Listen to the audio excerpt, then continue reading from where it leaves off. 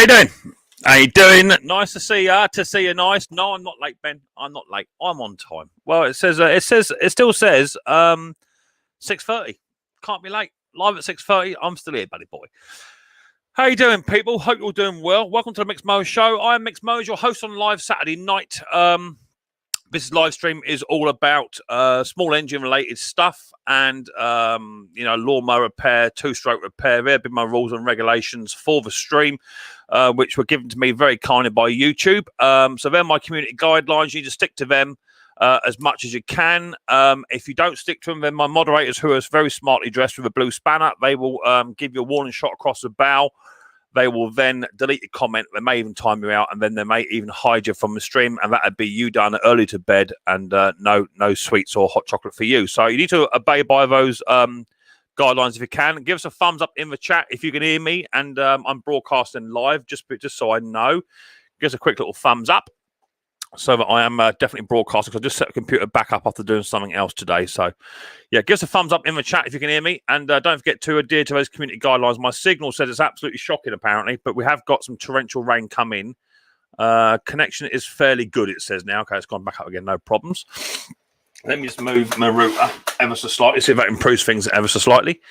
Got a thumbs up from Jason and a thumbs up from Ben to say, yes, if they can hear me, that's cool. So that's brilliant. So, yeah, welcome to the show. As always, this is a very, very clean show. We don't tolerate no misbehaviour in here. Any misbehaving and you're gone. It's as simple as that. There's my guidelines, as I just said down below me, and you got to adhere to those as best you can. When I put the link out in the old chat, you can then come up onto the panel and come and have a chat with me and the other guests and what have you, whoever decides to come on up. And again, you just got to follow the guidelines. You must be fully clothed, must be over 18 years of age, because my live streams are not for the under 18s, unfortunately. But that's just the way it is. If I want to broadcast and have my channel monetized, that's what I've got to do. And again, no swearing and none of that old lark. Otherwise, I'll just drop you in the basement. You can have 5 minutes to think about it, and if you continue, then I'll just ban you from the basement. That'll be you done early to bed as well. So that's what it is. So this week, what I've been working on, I've just had a little mower come in for service, which I sold to a lady 2 years ago, and that's just coming for a little mini service, which is good. And it was mucking about because she put in one of those B&Q cheap, nasty plugs from B&Q, and it was spitting and mucking about. So with a new NGK B2LM in there, it started running fine. Quick little service, all change and what have you, and that's now good to go. Also, do you remember my Quocast SK14 I had with a Kawasaki engine on top? I started that up. That wasn't running as well as it could do, so I'll give that another little carburetor clean today. That's now running A1 again. And as some of you may have seen in my recent video of my job lot that I picked up from my good old mate Michael up in New Forest Way, he gave me about 9 mowers, and I featured that in today's video. It's a little bit ahead. I just brought that video forward. And Mick only gets down and dirty when doing lawnmowers. I get down and dirty in any word, in every sense, Alex. So I'm busy looking through those, and to be fair, most of them will probably not appear on the videos because 3/4 of them didn't need any work. The only ones that do sort of need work are the cylinders. I think they're not the wrong carbs. They are the right carbs on there, but they're absolute pain in the bum to tune. They're the ones with a little tuner on the bottom of the bowl. They're an absolute pig to tune. So I might try and get rid of those carburetors and get some DeLautos or some Tillotons on there and see if that works out any better. I had to do an engine swap on one because the engine would start and do something, but it just wouldn't run. And for what it was, I had loads of spare engines. I just thought, unbolt one, put a new one on. So I put a overhead valve E-series on. That's coming back in the shop because it's got a very, very small hunt to it. I can hear it. I don't think the customer would hear it, just a lawnmower. They're not really worried, but I can hear it, and it's not quite right. So I'm going to bring that back in and do one of the jet replacements on one of those.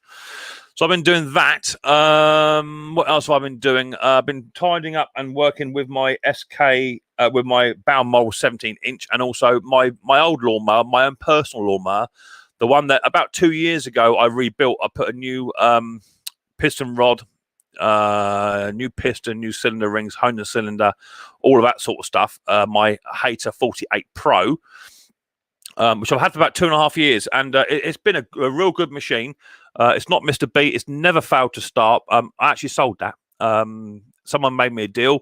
You know me, I can never pass a good deal up. So he did me a deal of a Hater 48 Pro with a bit of cash, and he gave me his Hater 48 side drive, the old side drive version, which is in good condition. So that's what I've now got. The drive was a bit sloppy on it, so I have tightened the drive up, and now it's pulling like a train. So that's what I've got for my own lawn now, an old Hater 48 Pro, a whole 48 side drive. I like those a lot.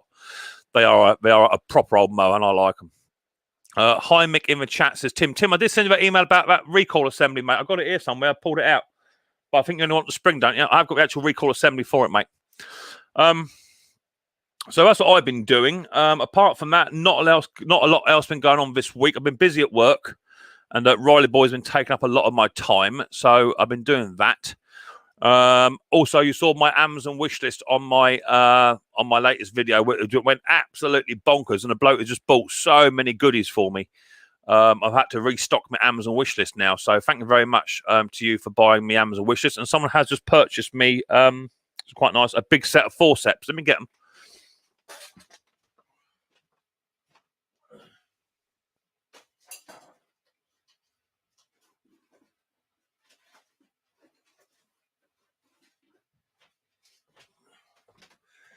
Now, I did have 3 or 4 pairs of these, but over the years, I've lost them. And someone bought me a big set of these. And I've got a set in my carburetor cleaning drawer just here. And I think he said in my last stream last week, he said with my help, he got his Hater up and running and what have you, which is cool. So this is the set. This is my own set. And he bought me 2 sets like that. And the size difference is massive. And the quality is better too. I can feel the quality in me. He bought me a straight pair and a curved set. So that's just for clamping off fuel lines and what have you. Absolutely brilliant. Good for getting in your ear holes as well, that sort of stuff. But he bought me a set of them. Thank you very much for that. Much appreciated. For those of you that don't yet know, at the moment, God willing, 3rd and 4th of November, I'll be going to Saltex, which is a turf lawn care exhibition up in Birmingham. I'm going. There's 1 or 2 other YouTubers that are going as well, so feel free to pop along and come and give us a hello. Hemostats, yeah, exactly that. Well, we call them forceps over here, Brucey. That's what we call them. But they're good. You know, they're good just for clamping off. They're not quite so good for the Quantums, but they're good for the Hondas and what have you, just for clamping hoses off. So you know that's all good. So that's what I've been up to. Busy. Still a bit of decorating to do. I'm off on holiday next week, as in annual leave next week. So me and Mrs. P are going to be decorating the house. And next week is mine and Mrs. P's 6th wedding anniversary, 6 years, which I think is cast iron. So me and Mrs. P are going out for dinner on Friday night. Friday the 13th, we're going out to a little restaurant up the road. And we're going to have a little evening out, not for long because of Riley Boy. So I'm just going to go out, have a meal and have a walk down the seafront and whatever, and just rekindle and remember the reason why we got together in the first place. So, yeah, me and Mrs. P will be celebrating our 6th wedding anniversary next week, which should be cool. Looking forward to that. So apart from that, that's all I have been doing. Anyone that has sent me any stickers and what have you, they are coming up on the videos. They will come up. It's just that I've got so many videos backlogged. And I've got about 15 in the bank. So, yeah, if you have sent me anything or you've sent me stickers or whatever, they will come up. They're in the videos. Just please be a bit patient because I do work quite a bit in advance. I have to because of the volume of mowers that come through the old shack. So I have to work quite a lot. So that's good. Riley Boy will not be gracing our presence tonight. Riley Boy over here, if you're in the US or wherever else, over here, it's 6:30 and Riley Boy goes to bed at 6. He's done. He's had his dinner, he's had a bath and what have you, scrubbed behind the ear holes, and he's put his pajamas on, and he's now in bed dreaming about sweets and Kinder eggs. So he's as happy as Larry. So that's cool. So that's what I've been doing. Let's see what you guys and girls have been up to. I don't know if I can do it this way this time. Can I do it this way? I don't know. 6:33. No, I can't because that stream. That chat would have cut off. Okay, right. So here's one that's here. Right. So first in the house was my mate Neil from Fix It Strip It. Hi, Neil. How you doing, mate? Catch you at 6:30, he says. Yeah, no worries, buddy boy. AJP's in the house. Tinkering Taylor Nev's in the house. Hi, Nev. How you doing, Nev? Nice to see you, mate. Hope you're doing well. Hi, Dick Small Engines. Thanks for popping in. Mower Man's in. Got 2 mowers to rebuild. I've got to go, he says. Righto. Jason Shoes in the house too. So is my mate Peter Frau. The chat's going to jump any minute. There goes his jumps. Go up to the top. I'll go as far as I can. Jungle Bob Repairs in the house, so is Ken Small Engines. I was watching your videos today, Ken, about the first pull starter. Nice to see you. Rusty Rooster in the house. Woo! Finally made it at the beginning. Cheers, Rusty boy. Much appreciated, my old friend. Hope you're doing well. Nice to see you. John's in the house. Hello, John. Evening, Mick. Have a great show, mate. Yeah, we'll try to, mate. We'll try to. Mr. Gravely Man's in the house too. So's my mate, Micks Mowers. I was watching one of your videos the other day, Rick, as well. Gravely Man and Ken. Mark's in the house. Hello, everyone. Says Mark. Nice to see you. What's that say? I can't even pronounce that. FKESTI. Nice to see you, mate. Hope you're doing well. Got a free cola courage from my neighbour. It's on a Cub Cadet 1040. I replaced the carburetor and the spark plug. It doesn't it cranks, but it won't start. Okay, I see Ken's been chatting to you about that. Hopefully, he's sorted out your issue for you. Tinkman Taylor's in the house. I've just said that already. Yeah, Ken's chatting to you about your Cola Courage. That's cool. Dick Small Engines, Gravely Man, Dick Small Engines. Mark's in the house. Hello, Mark. Nice to see you, buddy boy. Jason Shoes in the house too. Also, the fuel pump isn't working. Try gravity feeding. Okay, yeah, Ken's chatting to you. No worries, that's fine. Mark's in the house. Mac 210 in the house. Hello, Mac. Nice to see you, mate. Hope you're doing well. Dirtfoot Racing in the house. Nice to see you. Hope you're doing okay too, buddy boy. Thanks for popping in. Scratch Card Man in the house. Hello, Scratch Card Man. You're a newbie. Thanks for popping in. Steve Small Engines in the house. Hello, Steve O. Nice to see you, mate. Hope you're doing okay. Ben's Workshop. Tut. You're late again. No, I was not. Thanks for popping in. I will have a chat with you, Ben, at some point about that, the bushings on that cylinder mower. I think there's something that possibly can be done. How to Garden. Hello, nice to see you. Thanks for popping on in. Hope you're doing okay. Zombie Mowers also in the house. Hello, everyone. I'll be back when I get home. Says Zombie Mowers. No problem, mate. That's fine. Scratch Cards gives us a thumbs up. No worries. Brian's in the house. Loud and clear, Mick. Thank you very much indeed, Brian. Nice to see you. Thanks for popping in. Ronnie's in the house. Ronnie Barker. What time's the disco start, mate? It starts at 6:30, mate. I noticed when I come in the show the other day, my lights weren't on. I don't know what happened. They just weren't on, but they're on now. Boo's in the house. Hello, Mon Ami. Hope you're doing well. Nice to see you, Boo. Hope you're okay.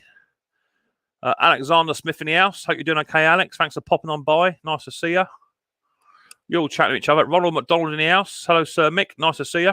Thank you very much. Henry Morawski in the house. Hello, Grandpa. Are you doing okay? My mate Bruce is shopping in the house. I was watching your part 2, Bruce, of your video today.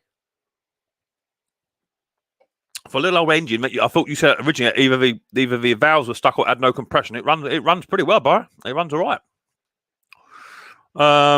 Mac 210, Ronnie Barker, you're chatting. Hi, Mick in the chat, says Tim. Hello, Mick. Good to see the boss is back in the shed. Yeah, he come back. He does appear in a few videos, but he doesn't always fill up to it. And, you know, I'm not going to force him. He's not a puppet. If he wants to get involved or he don't, sometimes he's just busy on YouTube doing bits and pieces, dancing to songs and stuff. You know what he's like. A little blurry, Mick. It could be the old internet. It's not. It's my internet is saying connection is unstable, is what it says. I don't know quite why it's doing that, but it says it is. We'll see how we get on. I might once I get people on the panel, I might just reset it. That's what it is. Sometimes it just needs a bit of a reset. We'll see how we get on. Boo, you're chatting. Hemostats starts. Yeah, no worries. Lawnmower lady in the house. Hello, Stella. Nice to see you, hun. Hope you're doing well. Bill's in the house. Phil's lawn care in the house. Nice to see you. He just gets to get some gas. Joe's in the house. Hello, Joe. Hello, Mick and Riley. Will probably be visiting us today. By the way, you fellows were right. It was the RPM on the John Deere JS 63. Thanks, yo. No worries. That's cool. Good. Glad we got it sorted. That's what the Zach Up the Stream is for. Colin says hello. Good evening from Galloway in Ireland. Nice to see you. Happy anniversary, bud. Cheers. It's next week. Thank you very much. I've been reviewing. It's forced me to make a puller for an awkward flywheel, which requires a specialist tool. Okay, mate. No worries. It's cool. Who else we got in here? Hi, Mick. Any idea where I can get foot pedals for an Atco Royal B24? That's weird. Your channel, hasn't it? You haven't come up with a channel name. No, I've got an Atco Royal here. It's a I think mine's a 30-inch. I don't know if it's got foot pedals on. No, the best bet is going to be either eBay or try or go onto Facebook and try the Vintage Lawnmower Club and Vintage Lawnmower Facebook group. Maybe someone's got an old scrapper one there that you can take the bits off. So try that. That's what I do. But nice to see you. Thanks for popping on in. Retro Restore. He's come in the house. Hello, Martin. Nice to see you. I've been watching your videos we've been over on holiday, mate. Nice to see you. See, you got a new dog coming as well. That's brilliant to see. Nice to see you've finally felt enough time has gone by from your old dog, and you're going to get a new one. That's cool. Hope you and Sharon and your kids are all well, buddy boy. I do mean that. Looks like you had a nice break. And I see you're up to your old antics again with your son-in-law. That's good. Good to see. So I hope you're all doing well. If I missed anyone out, I do apologise, but the chat is moving at a steady pace. I've got 70 of you in here, which is good. Good numbers. So thank you very much for everyone popping in. My internet still says it's unstable. But we'll see how we get on. I might have to restart it once I get a few people up here. So we'll put the link out. We'll see who we get. Come on up. Place your bets. Let's bung the old link out. Here's a link. Nice to see Mr. Retro Restore here. Not seen him for a while. No doubt he's probably down the gym or having something waxed. You know what he's like. Oh, Martin gets back from holiday and no doubt he's having a back sack and crack wax or something like that. You know what he's like. It's good to see you, Martin. Buffering badly my end. Okay, let's get a few people up first, and then I'll do a restart. I'll do a restart mine and see what happens. Let's bring Kenny up. Got the head on. All right, Ken. What's up, mate? Let's just turn this up a touch. Apparently, I'm buffering. For some reason, now you're clear. All right. I don't know what it is. I'll turn my volume up, and what I do, Ken, I'll do a quick restart my end. That might just help things out a touch. Yeah, you're crystal clear now, mate. Yeah, maybe, I don't know what it is. It could just be the internet. I don't know what it is. It says I've got all the right amount of bars and do everything good. Stream's all good here, says Jason. It's clear now, says Jacanic. Nice to see. Is your man about Jacanic? Might be a little surprise for you guys a bit later on with regards to Jacanic. So sit tight. Don't see now you're in and out, Mick. You're in and out with the fuzzy. Right. I'm gonna do a quick restart. I'll be back. 2 seconds. Henry. You look good, Mick. Oh, it's our show, Henry. Yes, sir. How you doing, Kenny? Free T-shirts for everyone. Yeah, right. Where you been? I haven't seen you in a while. No, just this weather's been. I can't stand the hot, and it's been nutso here. It really has. You know. Yeah. So what's it doing up there? It's like past there, like it's going to rain. Oh, it's just as hot. How you doing, Cajun? How you doing, Bruce? Since I'm in charge, free T-shirts for everyone. There you go. It's the Ken show. Oh, he's gone. How you doing, Henry? Bruce? Lady? There we go. Ken? How you doing, guys? Hello. Going on, Boo. Hot. Got everybody hot. up here but Nick. There you go. Hey, Tim. Tim. Ken. I'm just doing a restart. Back in a minute. Yeah, he was crystal clear. Then he went fuzzy again. How are we all? Nah, he was all pixelated for me and audio going in. I thought it was on my end, but it's all you guys look great. So yes, as soon as he put up in the chat in the video, boop, looked like it was pretty clear. But then all of a sudden he started getting wonky again. You don't look too bad yourself, there, Stella. Thank you, I appreciate that. It's been raining here all day long, and I've been taking a little bit of time to edit some videos. So in between all the other stuff that I'm not doing that I ought to be doing. So, you know. Well, that's like me. I'll do a 2-week hiatus. I didn't do anything because it was like 100 degrees out. Now it's like, oh my God, all the work. It's like crazy. Well, yeah, it's hard sometimes. So, but that's good. How are you doing, Mr. Bruce? Well, we've had, can you hear me? Yeah. We've had weather in Canada up here north of Montana. We've had weather approaching 100 degrees Fahrenheit for the last 4 weeks with just a tiny bit of rain. I hope you're watering that grass, Bruce. I am, and my water bill has gone to $80 a month higher than it usually is. Wow. Wait, what's it normally, Bruce?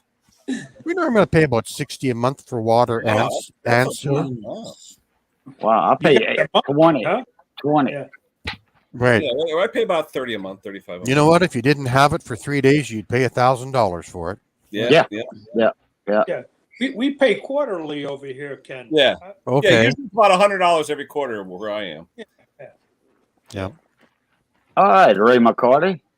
We Spark plug fixed the problem. Good deal. we pay for sewer too, so you pay $60 for water and $60 You for pay sewer. for it coming and going. That's what. Yeah, but most of it goes on my lawn. Well, you got over here. You got to tell Come on, me this is if breakfast. Well, I would make a suggestion, Mr. Bruce, but I think it wouldn't go over too well of how to water your lawn. It might smell, right, Stella? Oh, I have a big yard with lots of nicks and crannies. All right, there you go. Drink the water. Hey! All right. What's up with you? Oh, we got the band here today. Mixed band. Dude and Nick. What are we doing? What are we doing? You got a theme song? What do you got for Mick? The husband of Chicanik. I'm having a lot of latency, guys. It's really difficult for me to hear you. I might have to restart everything. I have latency too. What's going on? There he is. You got the blow out. Mardi Gras over with. No, that's for Buchanan. Ron knows what that means. What are we doing, Ron? What we doing, Sir Mick? How you doing? Come on, Ron. You got to give him a little lick on the guitar, a little riff. Yeah, I'm doing well. I'm gonna have to restart because I'm hearing everything like 3 times right now. Have you turned off the volume on YouTube. on the YouTube portion? Yeah, turn your YouTube off, Ron. I think you've got your YouTube running. Right. You got 2 boxes up there. One's YouTube. You're 10 seconds behind us. Yeah, StreamYard's okay. Okay, there we go. 10 That's seconds it. behind us. 10 seconds behind Yeah. us. 10 seconds behind us. 10 seconds behind us. 10 seconds behind us. What's going I on, think I Ron? got it now. Man, where'd you get that? Chicanik sent it over to me last week. Yeah, I bet you would. That would be about right. Well, you know me. I'm not one to stir it up, Ron. I like to just keep the peace. I'm not one to get involved in any sort of Yeah. stirring of any. I sit on the fence, brother. Ron, I you know. got to make up a little riff for Mick, an intro and outro riff. For Mick, Yeah, a little intro riff, outro riff. I don't know what Mick likes. You know, I mean, Mick, Well, how about something in honor of ZZ Top? We lost a big member last week. I was going to say that. There you go. I don't even know if you can hear it or not. It's turned down pretty low. Yeah. Yeah. Yeah, we Sounds heard it. great.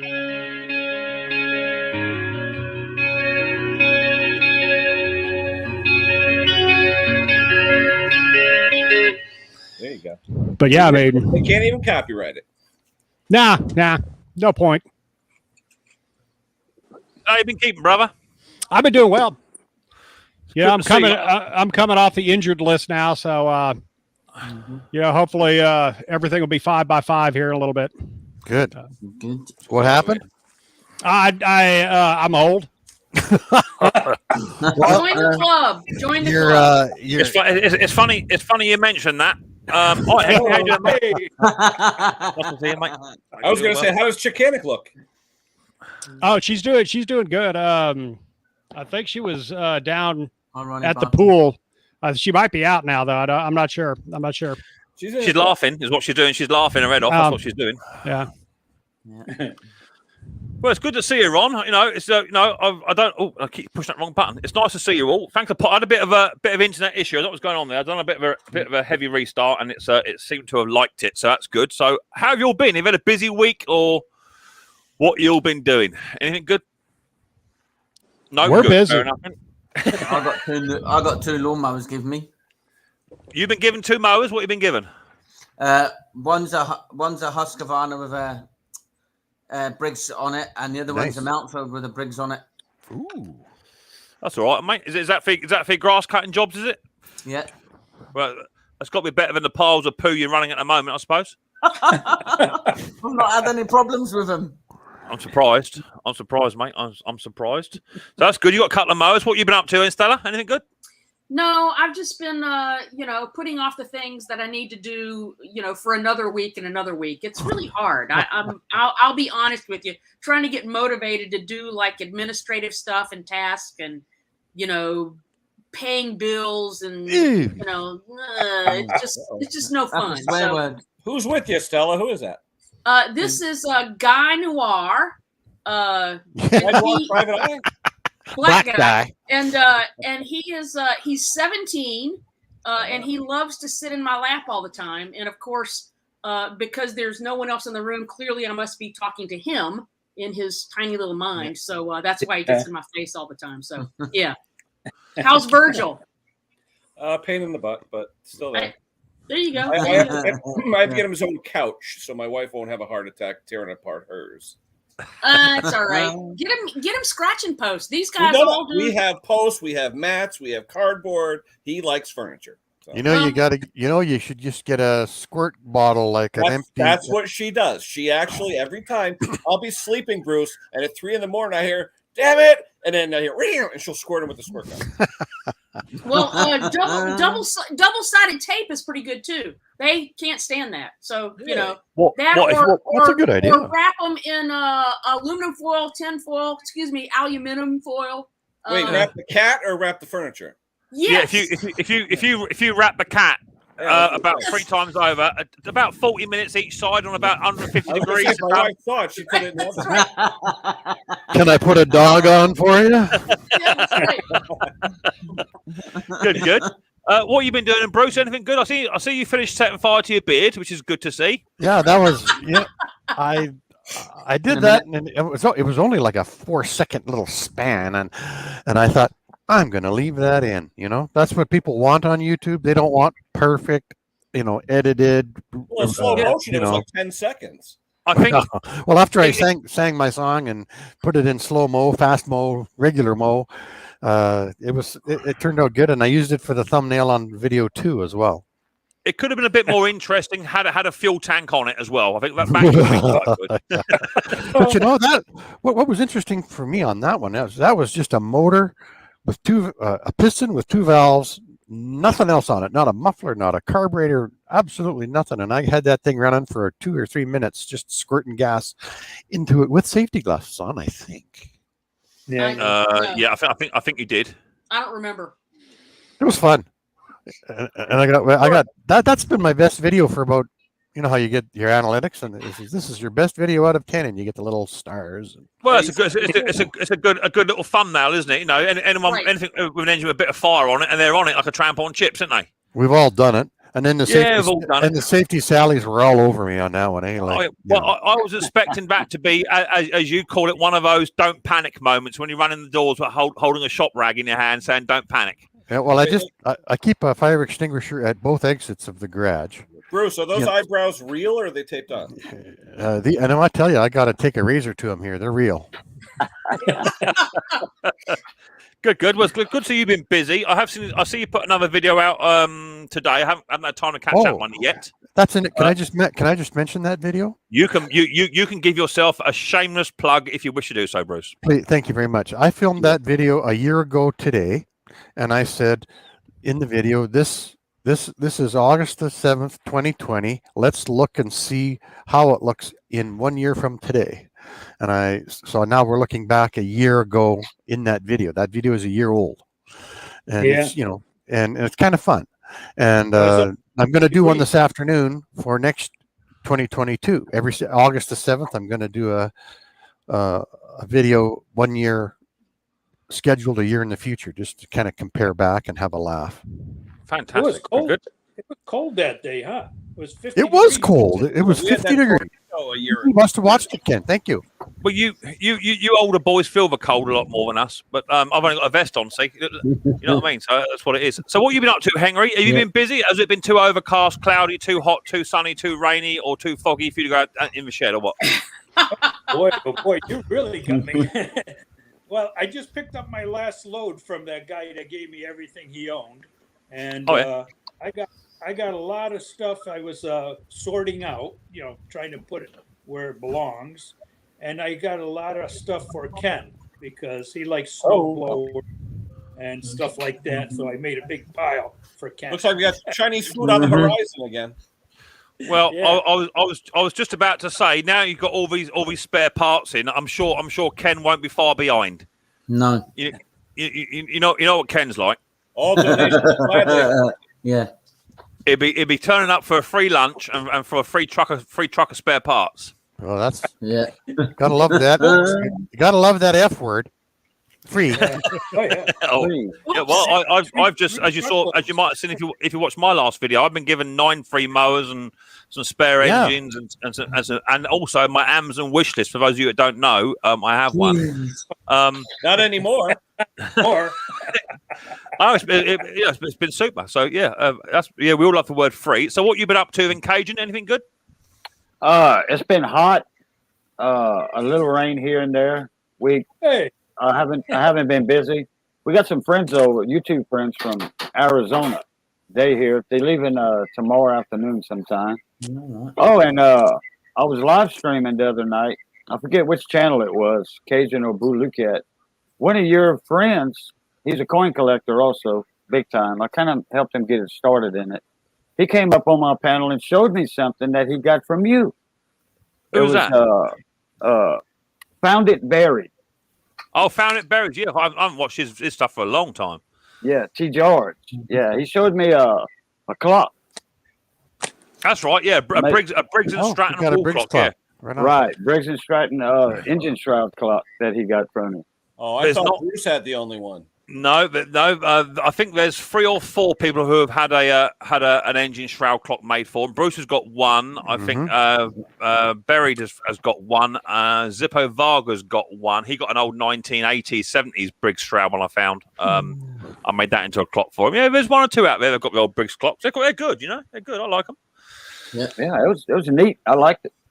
It take a bit of work to get it done because you got to remove that stupid shaft in the middle that holds a recoil on. But it takes a bit of work, but that's what it's all about. Just something a bit different. So that's good. So Ron, what have you been doing, mate? You look like you're poised. Like I'm expecting Chicanet to come flying in with a pair of leather pants on, hair all over the place, red hair dye or something like that. What's going on? Probably not. Probably she's not going to come in like that.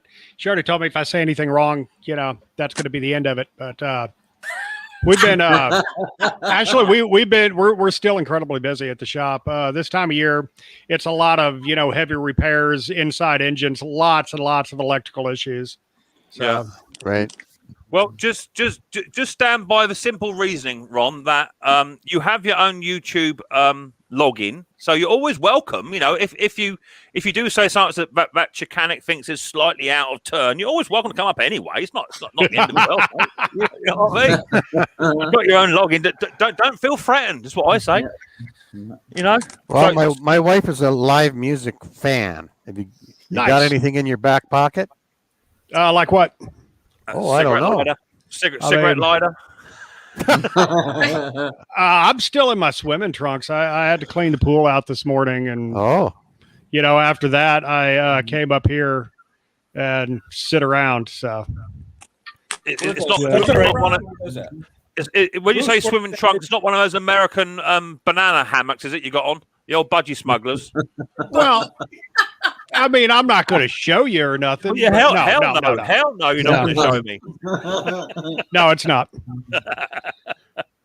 Bruce, that's what we did. We did last night. Brent and me went out to see a band that we know because we haven't been out in about 4 months now. Yeah.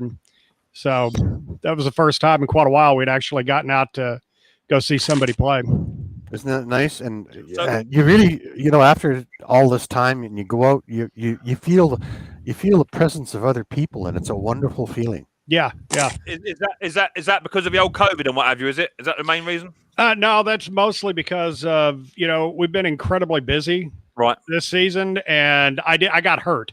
I messed up a couple of discs in my back early in the season. And I've been half down for quite a while. It's backed us up at the shop. And, you can't hire somebody just to come in and work for a couple of months to catch you up.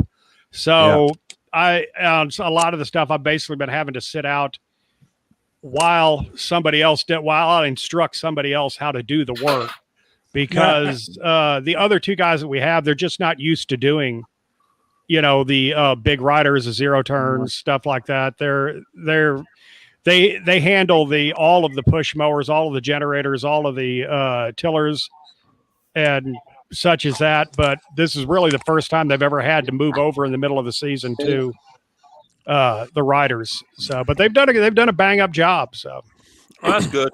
I think this year for us over here, I mean, bearing in mind I am a very, very small scale operation. This has been one of the best years for me with regards to mower sales. Because the local shops and what have you just are not getting the quantity of machines through the door to sell, and it's also been one of the best years for me for repairs as well, because I think so many other companies are so busy, they're like 4 to 6 weeks out, and I can turn a machine around quite quickly in about 2 or 3 days, pending parts. So it's been quite quick for me. What's she up to? I was just popping to see if y'all have figured out my social security number and mother's maiden name yet. We get it off a roll. It's not a problem. We can get it. As a matter of fact, I do have them right here. Would you like me to read them out loud? I actually did find it. No, I didn't. Hey, you know what? I think the biggest question on everybody's mind right now is, Ron, can you do any Johnny Cash? No, I'm trying to. I haven't done any Johnny Cash. I know Hook of Red is all about 80s classic music. Well, I mean, a little bit before, but I love Johnny Cash.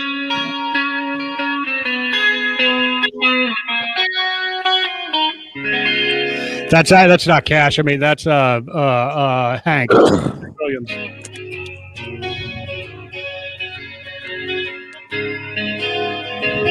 I got way too much chorus to be doing that on that channel. Yeah, it's out of tune. But anyway, yeah, we do a lot of stuff. The Money, the other mechanic, and the guy who plays in our band with us, he is a country guitar player. And he's taught me a lot. I'm a hard rock guitarist. I really am. I mean, that's what I do. Yeah. So, I mean, I know all the classics, I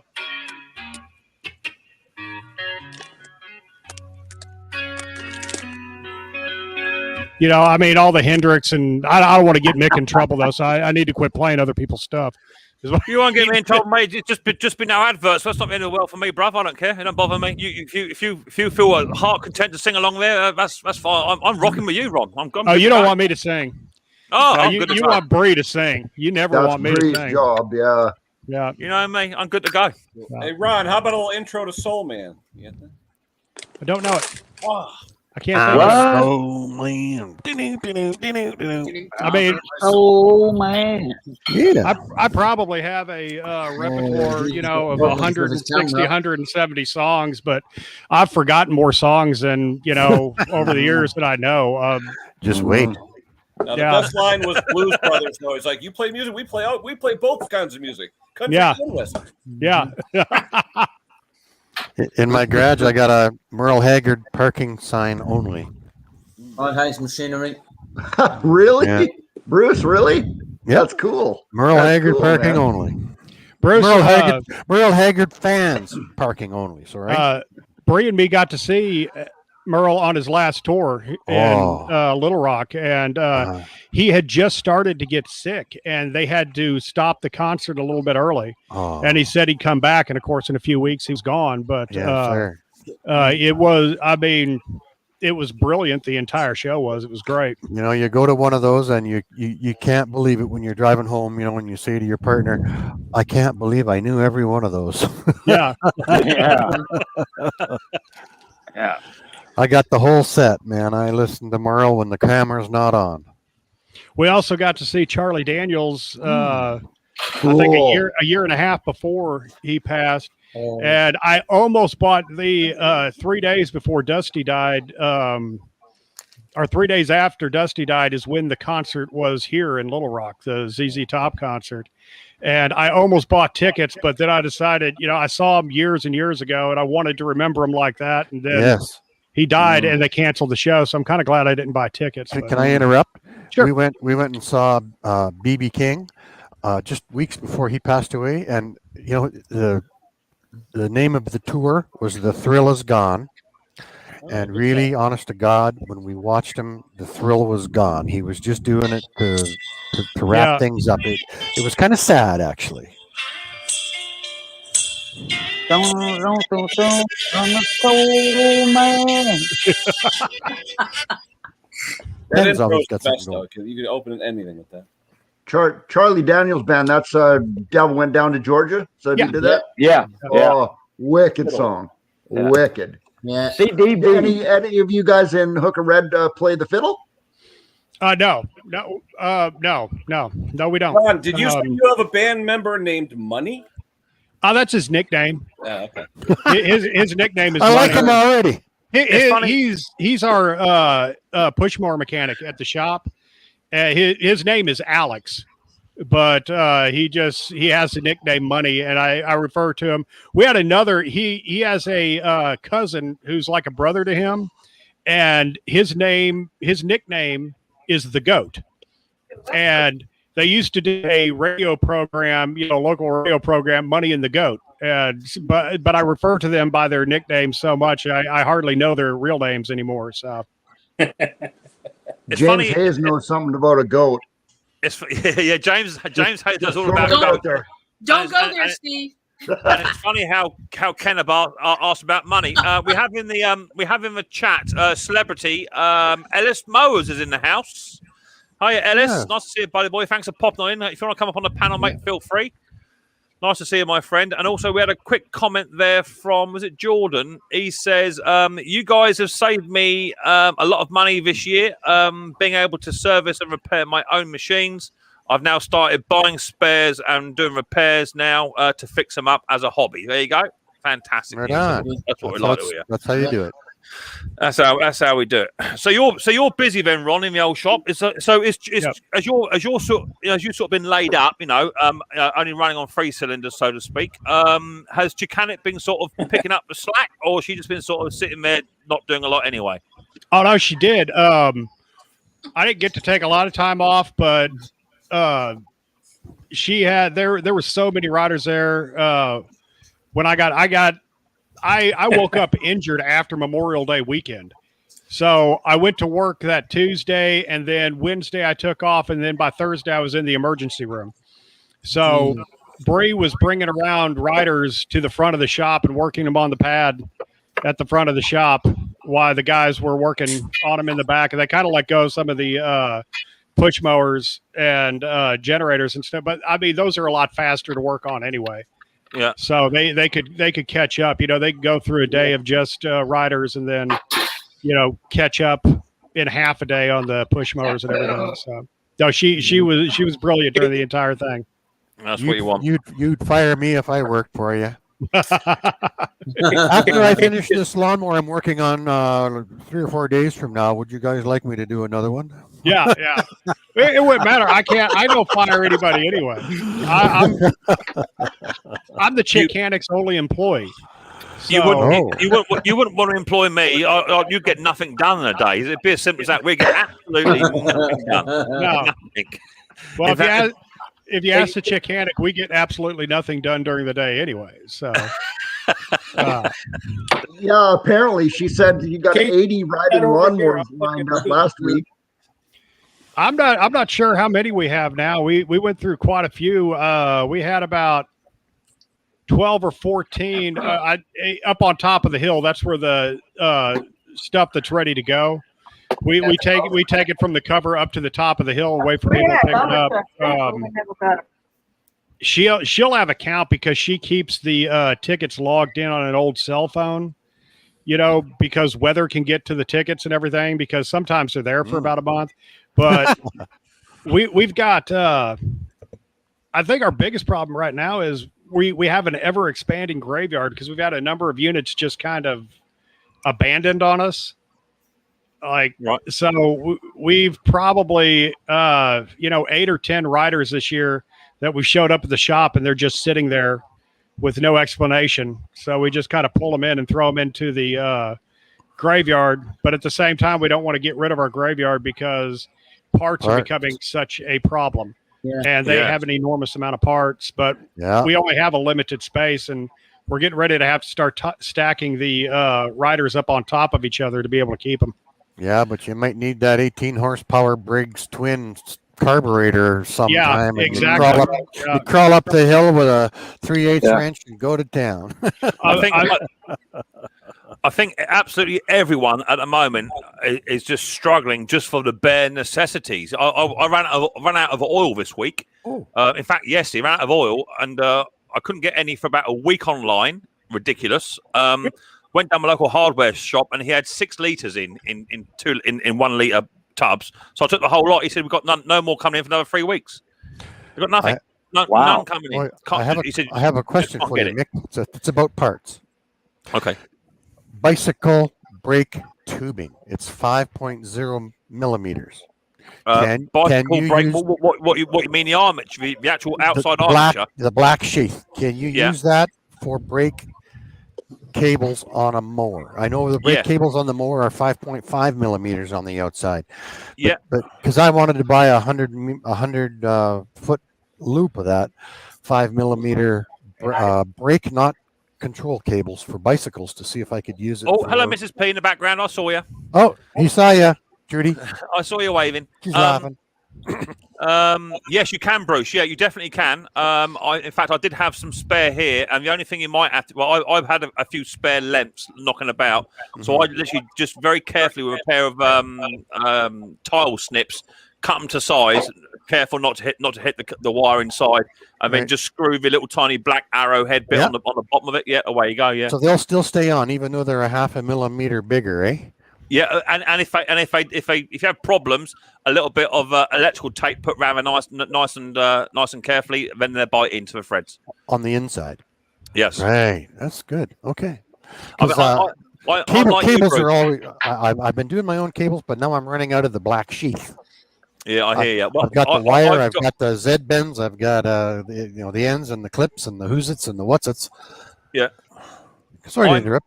It's a big deal for all of us, though. I'm like you, Bruce. I've got a massive big tube over there. It's about 4 foot tall and about 8 inches round. And I've got all my spare cables, throttle cables, anything that comes off a junk mower goes into there. And at some point, I'll just drag one out and just cut it to size. As long as it's about 1/2 inch too big, bish bash bosh.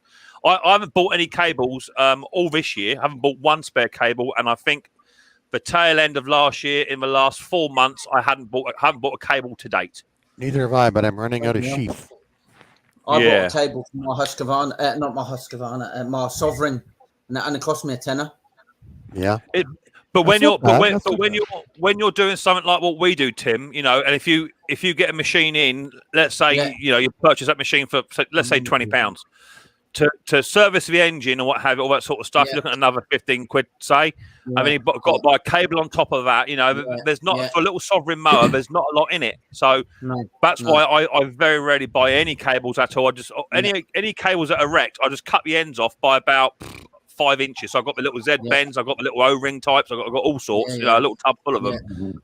Just cut them to make them fit. I know that Bruce did a video a little while ago saying my mate Mick and I don't buy any cables. That's the truth. I just make all mine up. Yeah. Mm-hmm. And then when you get low, and you've got the different types of Z bends. Say again, Tim.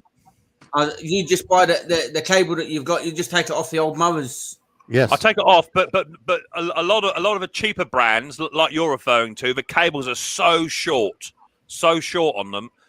That's why it's important when you get a decent mower in with quite a longish cable on it. Is you've got to get that 1.5 mil cable out of it so you can then thread a new one through.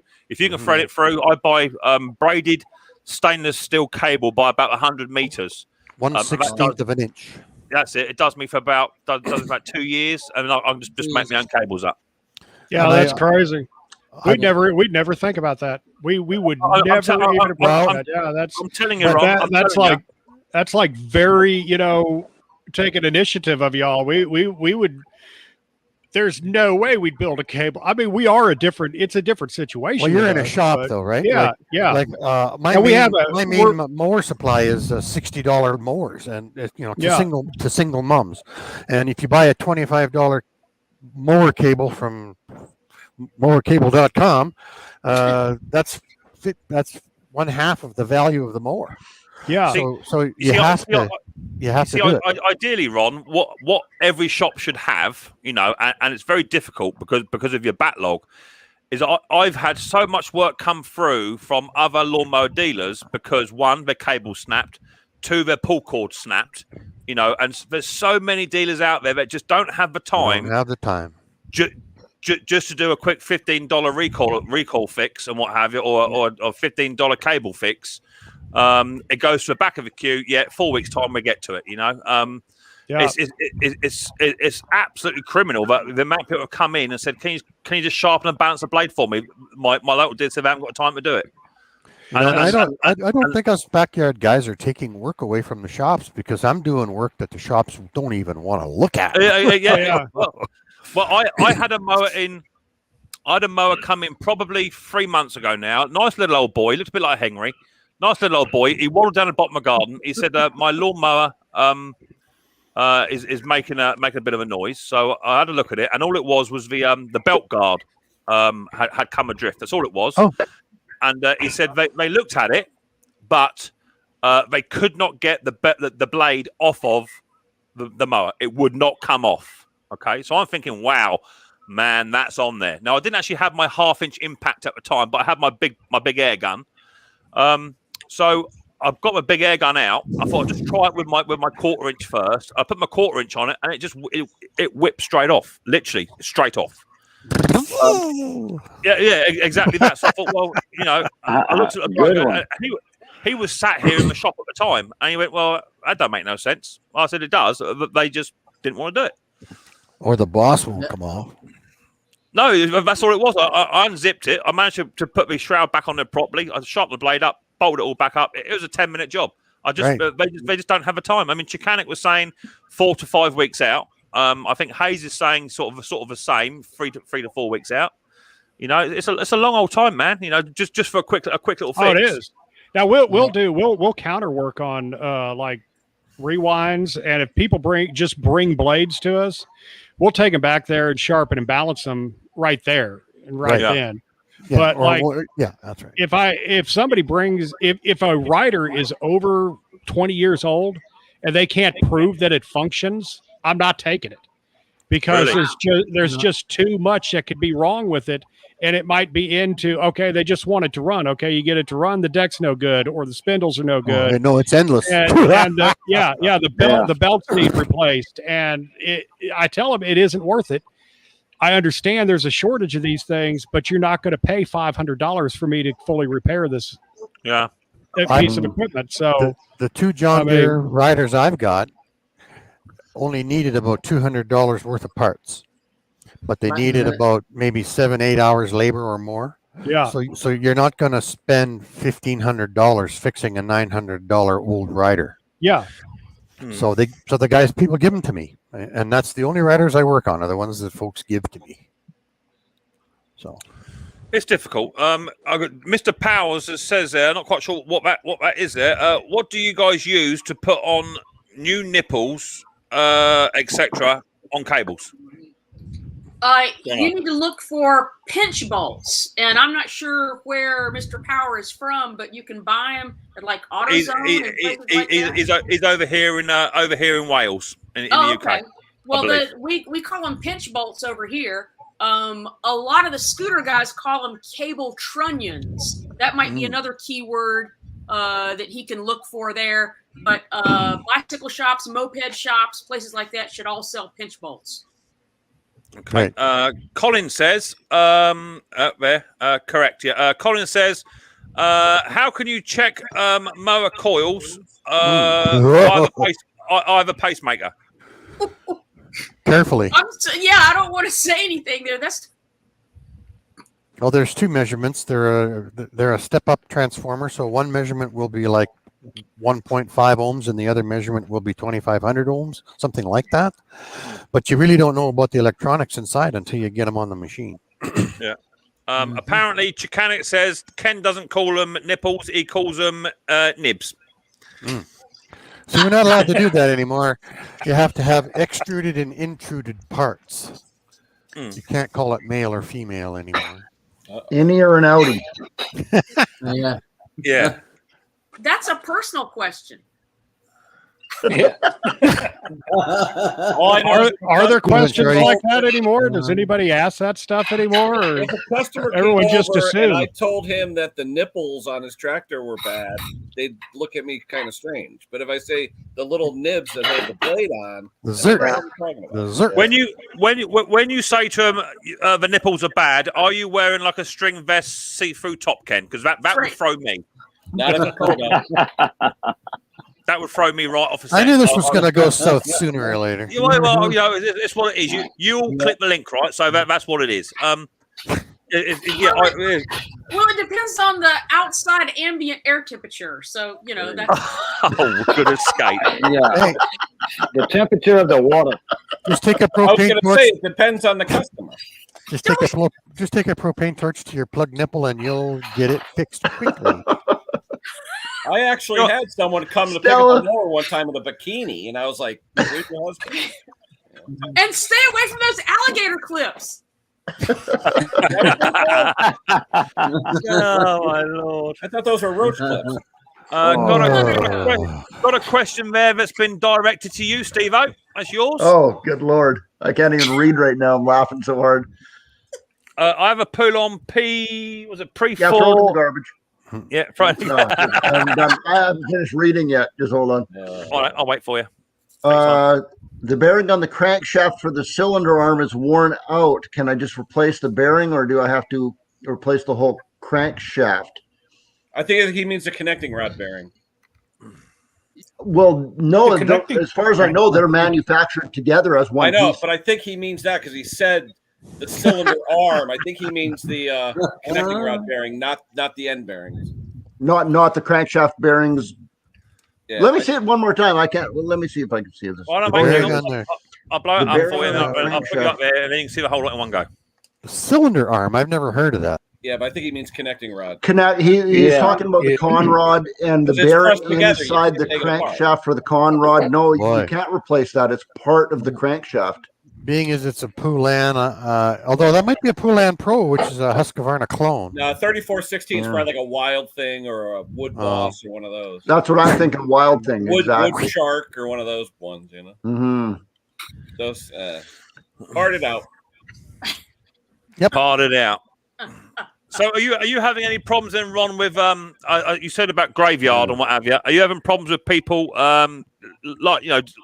like you say, dumping a rider off and just leaving it there and say, they're under the assumption you're going to get to it, but 3 months later they still not even showed up? We actually do. We have that. They just drop them, and literally sometimes they just forget to call us or come by and tell us, hey, we dropped this mower off and left it in your parking lot the night before, and do you guys know anything about it? And sometimes it's months later and we've parted the things out because we have no idea what they are. We don't know we don't know where they come from. We're like, yeah, I remember it. It was broken. So we tore it apart and put it into the scrapyard. We've never had anyone have a problem with it.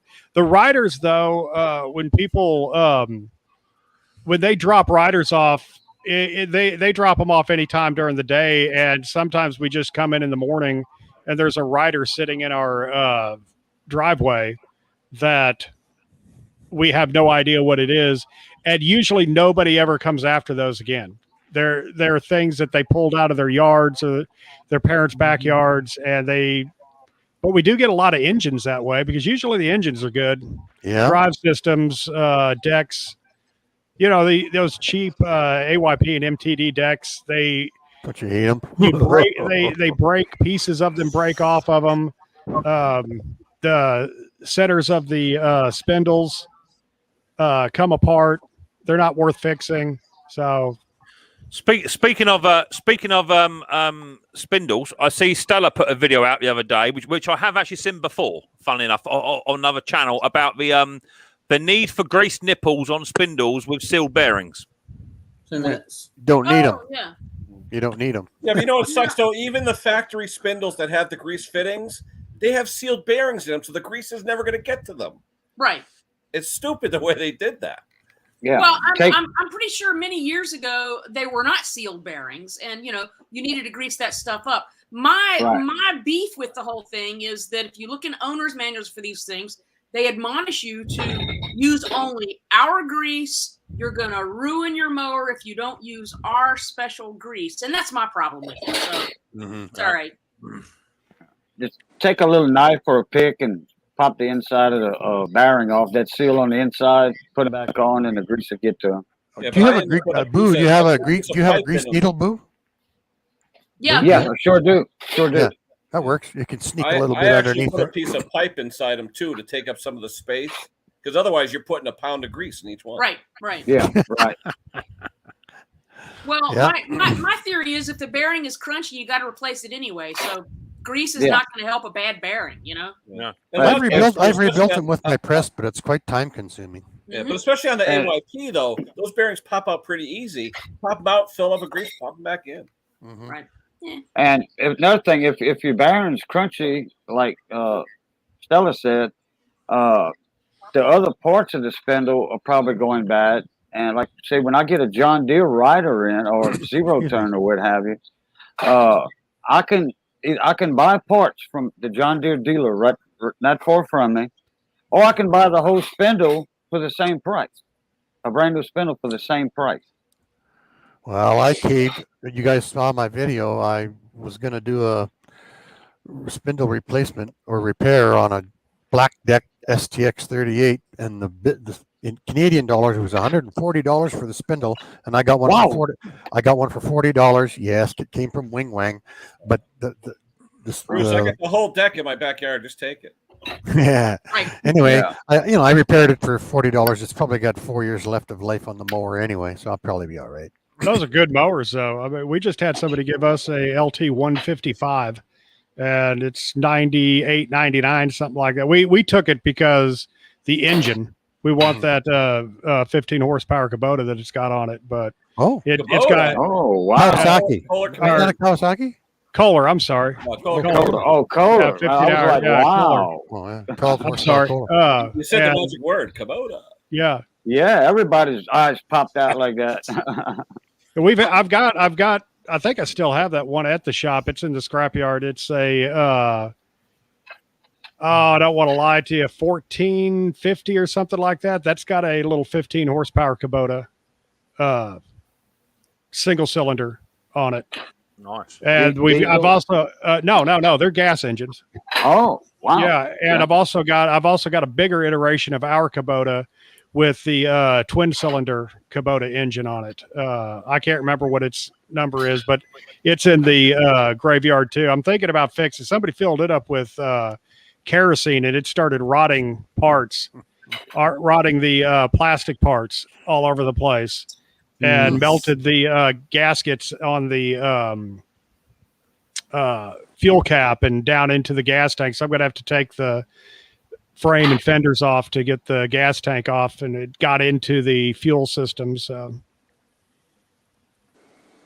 well, so Ron, do you think people are dropping those things off to you because there's like a tipping fee somewhere, or there's no close by metal scrappers? And it seems to me if they like load something up on a trailer, take it to the metal scrapper, get like, $10 for it or something. It's like 3 cents a pound or something like that. And yeah, I don't know. We also, people will call us just to come to their house and pick up old mowers and bring them to the yard. We used to just let people come and take everything. We spent time getting the scrap yards to come out and drop trailers off for us to fill them up, but that is so labor consuming and you don't make enough. I mean, you fill the entire thing up, tons of equipment, and you get $700 after you spent 5-6 days, with 2 guys stacking it up.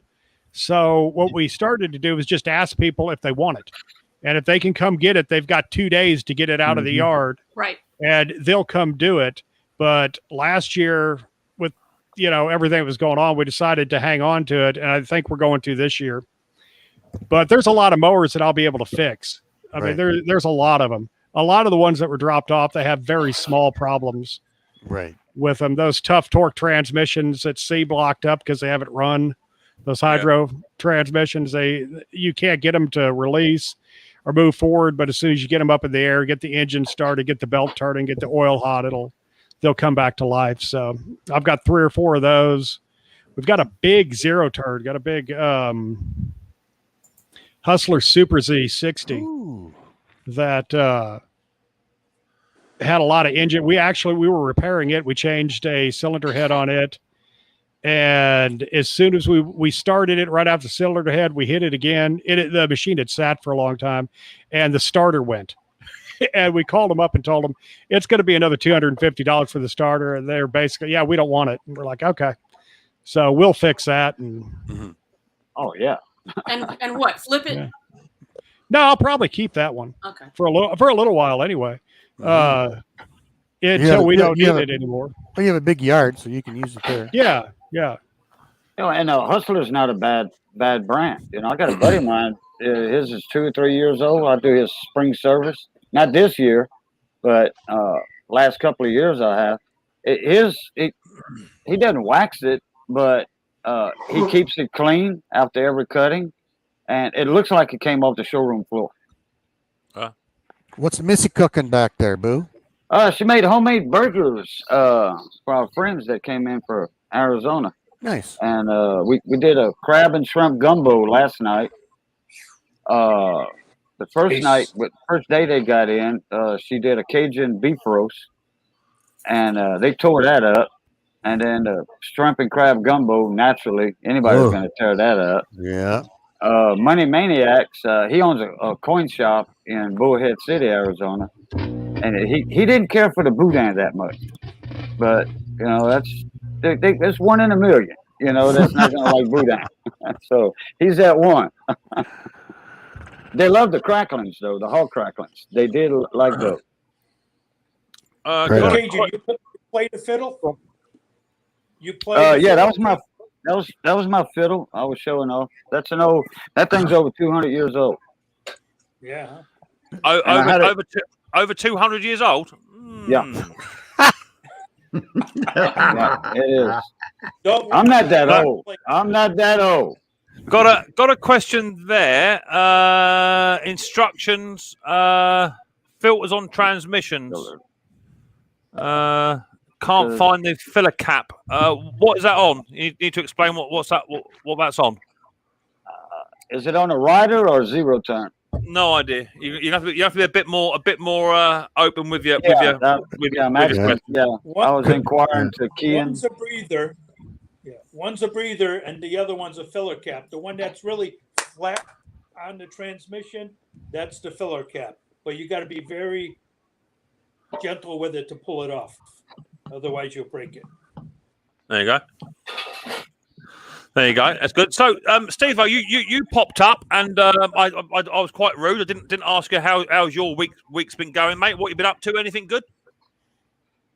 My week's been doing good. You know what? Speaking of which, you know what I just listened to? I just listened to this morning. James Hayes did a podcast interview. I'm sure you're aware of that, Mick. Right, with Waldo. He gave you a nice shout out there. I haven't as of yet. I've not had time. I've been quite busy, but funnily enough, I was in the back garden mooching about, and my phone rang. Didn't know who the number was. It come up just for number, and when I answered it, this young Devonshire accent turned up on the phone. Oh yeah! And lo and behold, it was my mate Jamesy who said, "I'm driving down the motorway. I'm bored, so I thought I'd ring you." So that was nice. So I guess I had a chat with, I had a nice little half-hour chat with James, which was quite nice. And he said he was doing a podcast. He has sent me the link, but as of yet, I've not had the time to sit down because Riley Boy's off school at the moment. So he is taking up pretty much every second of the day with me, which is nice. But no, so you've had to listen to it. Is it any good? It is extremely professional. Okay. The host that's interviewing him on this podcast, to me, sounds exactly like David Attenborough. Oh, really? You all know who that is, right? Oh yeah. Yeah. And Slimmy the Bear, just like that, Slimmy the Bear walked up the rocks and looked down at the salmon down in the water. No, he doesn't have a Canadian accent, Bruce. It sounds nothing like that. He sounds just like that. No, it's a very professional sounding podcast, and he does give Micks Mowers a really good shout out. There you go. That, yeah. Well, that's nice. I mean, I always knew James would come good in the end.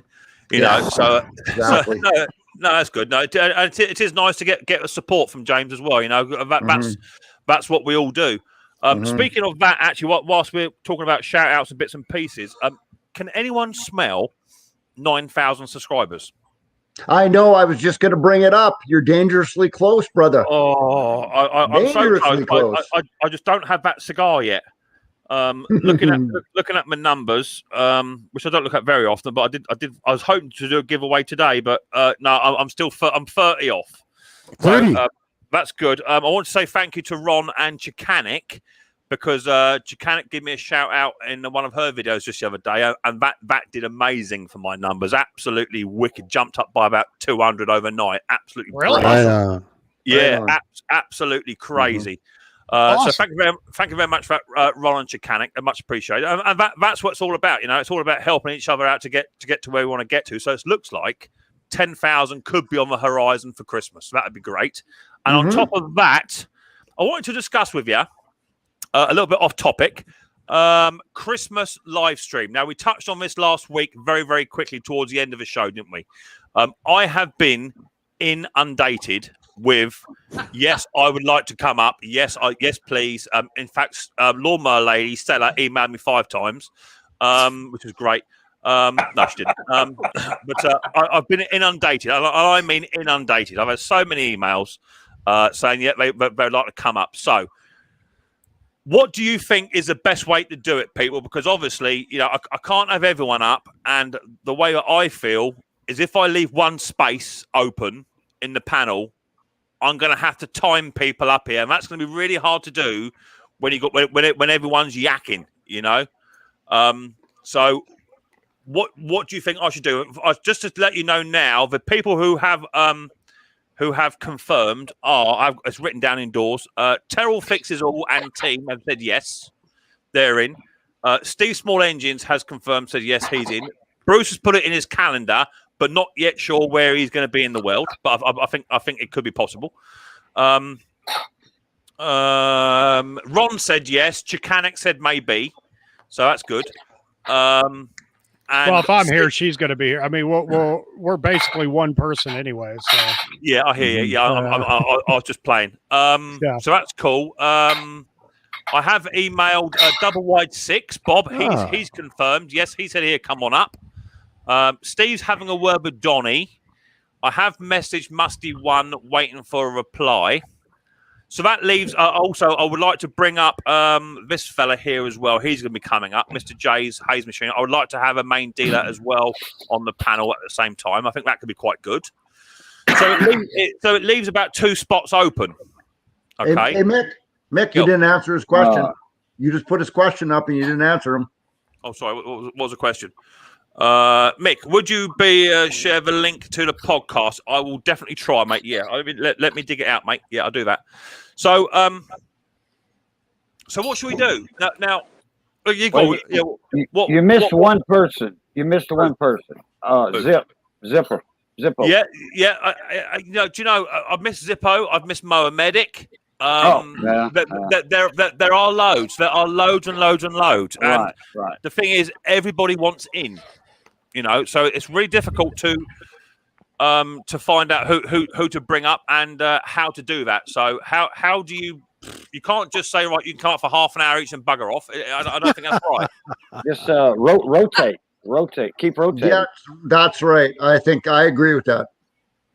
So if you have too many people that want to come up for your Christmas bash and there's not enough spaces, rotate them out. Drop me down, bring somebody else up, and then Yeah. It's very hard to do that. Is it? Oh, it's very hard to do that when you've got a panel up there. I mean, to be perfectly fair, Steve, you guys were up there for 2.5 hours, right? Last time. Yeah. For me, that 2.5 hours went like that. Yeah, I know. It does. It goes fast. Well, Nick, how many can you have in the basement at one time with what? I can have a full. I can have a full panel, which is 10, I think, 9 or 10. Yeah, 10. And then I can have. I think I can have one other person in the basement. That's it. And then I get an alert to say your basement is now full. Yeah. Oh, okay. I think you got to do an all-day marathon. What I was thinking, I don't know how this sits with you guys, is I was thinking of doing the live stream as per, but about half hour, 45 minutes before the likes of Steve Terrell and all that lot all come up. I was thinking about 45 minutes to bring whoever wants to come up first. A bit of a warm up, a bit of a chill out chat, because if it's marketed right, okay. Last time I think we had nearly 200 people in the chat before I even went live.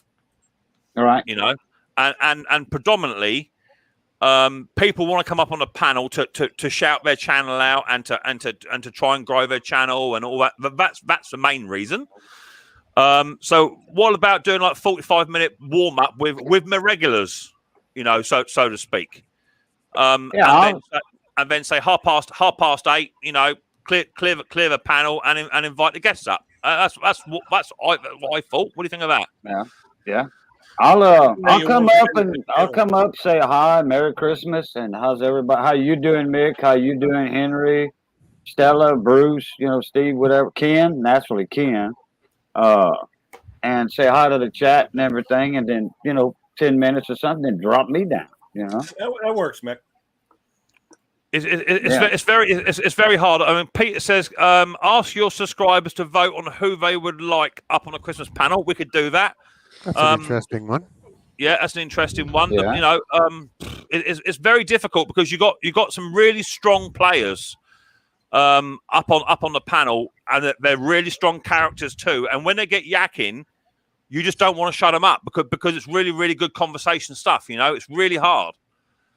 But at the same time, I can't have everyone up. It don't work like that. No, I think the warm-up idea is a good idea. What do you think, Stel? Stella? Oh, I'm sorry. The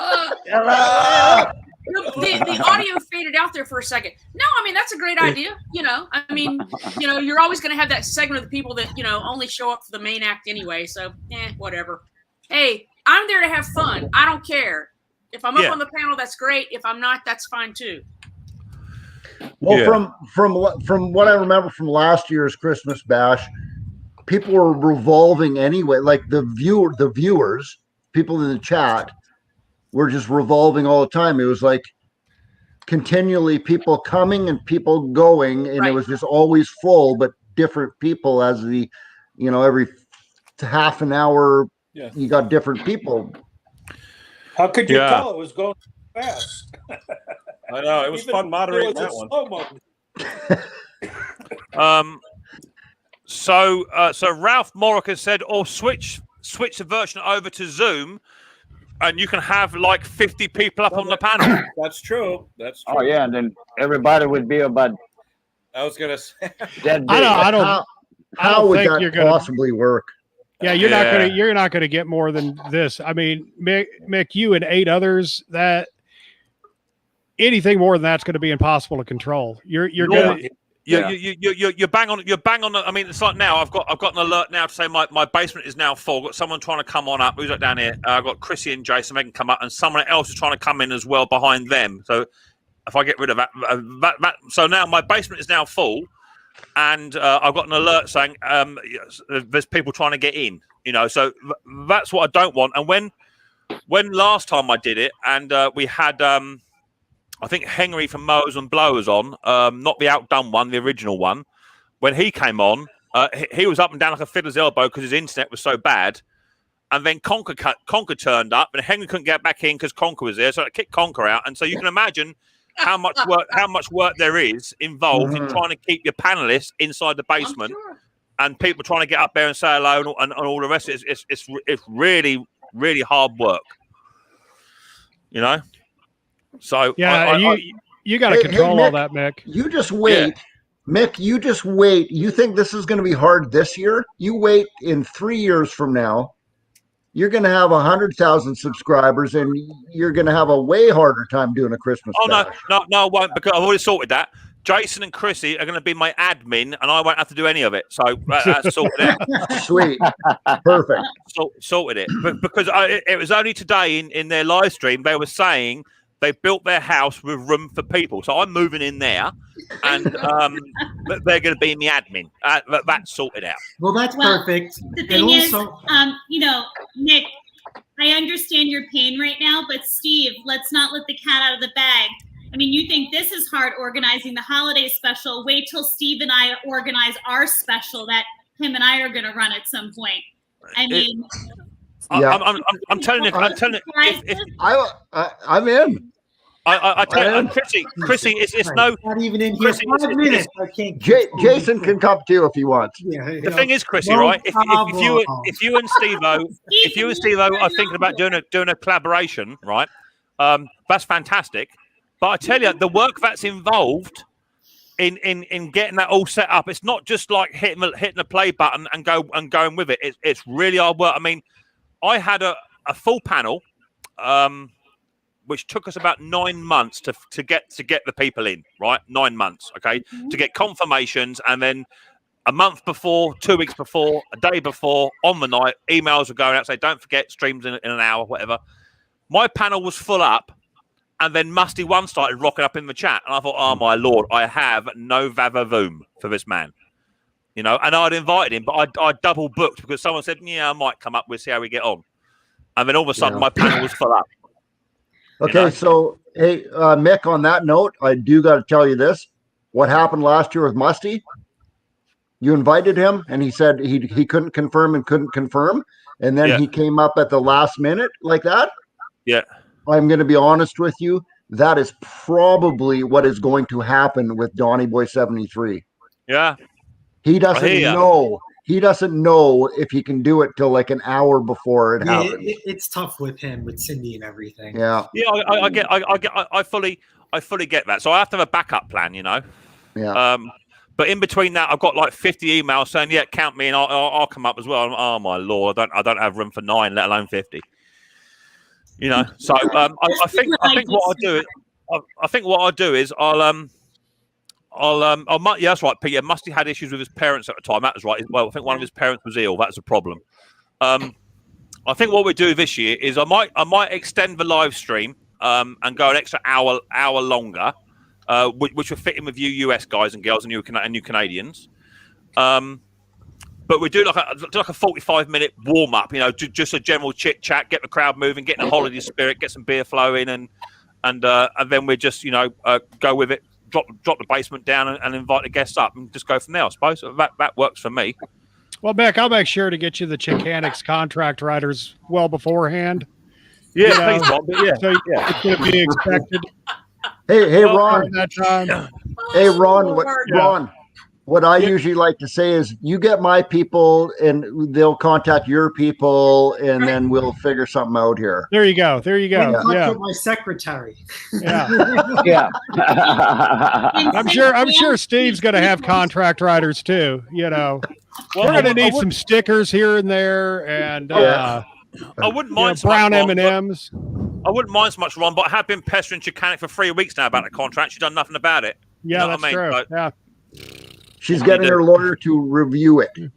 Yeah. That's what she said. She just kept putting "it's in review. Leave me alone." She put on the email. Okay. Yeah, I gotta go. I gotta get out of here. I got some stuff to do this afternoon. Thank you all so much. One more song. Let me on. Man, I already said one more song, bud. I just went and set my guitar down. Oh, okay. I did. Yeah. It needs a break. He has to change the oil. Yeah. Righto, Ron. Cheers, buddy boy. I'll catch you next one, mate. Mick, thank you so much, bud. You're welcome, brother. Look after yourself. Take it easy, guys. See you, Ron. Take it easy. So there goes Ron. Let's just catch up on it before we do. Hello, Chrissy and Jace. Thanks for popping on in. Nice to see you guys. Wow. It's always we don't tend to clash very much together now. Our paths just don't tend to cross a lot. I do watch all your videos best I can, but it's difficult, man. I see that Chrissy. We're all busy, and that's I know. a blessing in many ways. And there's no complaints here. Zero. Yeah, Jason, you have to let Chrissy talk because in the last video that I saw, she had announced that she was taking over the channel. So you want to hear something, right? We'll wait for the next one. She fixed the lawnmower she wasn't supposed to. I'm just going to say. Hey, good troubleshooting on that Husqvarna lawnmower there, Chrissy. I thought that was pretty cool. Do it, Chrissy. Don't stop. Just keep moving forward. The engine won't turn. Stella, shroud. Here's the thing, Stella. You guys created a monster. No. Whoa! Hang on. It was all funny when you bought her on the videos to begin with. So technically, this is bitting you in the arse yourself. That's all that happened there. That's right. Be careful what you I had ask this whole for. video planned out about a lawnmower, and we're ahead on content, so I have to do a garage sale video. And I specifically did this garage sale because I wanted this lawnmower. I wanted it hell or high water. And it's a snapper. And in my opinion, it's one of Snapper's worst lawnmowers. And I wanted to turn it into one of their best lawnmowers. So I had this whole skit in my mind that aliens abducted me because they wanted me to fix their lawnmower. It involved neighbors and me escaping. And she just wanted no part of that. Now, do it. How do we know the viewership of the last video? I said no. No. I don't like doing skits because I feel like that's Tarol's, but I felt like I had this whole plan in my mind. It was going to be grand. How are she aliens abducting you, not a skit? That's terrific. It's a skit. Beavers finally, and it was tied into the Yeah, I had this. It was a grand scheme, and I shared it with her, and I shouldn't have. I should have just did it, and she ruined it because I was out running some errands today, and she fixed the lawnmower today, and I was furious. That sucks, when your wife fixes something for you. Myself how to do something, I don't know. When it comes up with that dumb an idea, I had no choice but to teach myself how to do something because at the end of the day, aliens are. You want your channel to survive, right? I think that's a Thank you. I think that's a great idea. Thank you. The funny thing is, though, the funny thing is, out of all of this, is that every now and again in one of Jason's videos, he'll be working on a weed whacker, as you call them, and we all know he hates them. He'll be sitting there working on it. All of a sudden, you'll see a finger come in with painted nails, pointing at the problem like that. I've got to just do this first as well. So we know there's a prompter in the background helping you out, Jason. We know that. So Jason, I hope you realize that you just gave Terrell Fixes All a great idea. That's right. Yeah, exactly. Yeah. Exactly. But I don't think Terrell has Gabers. I was going to push the envelope on this video a little bit. My sense of humor is a little different than most people.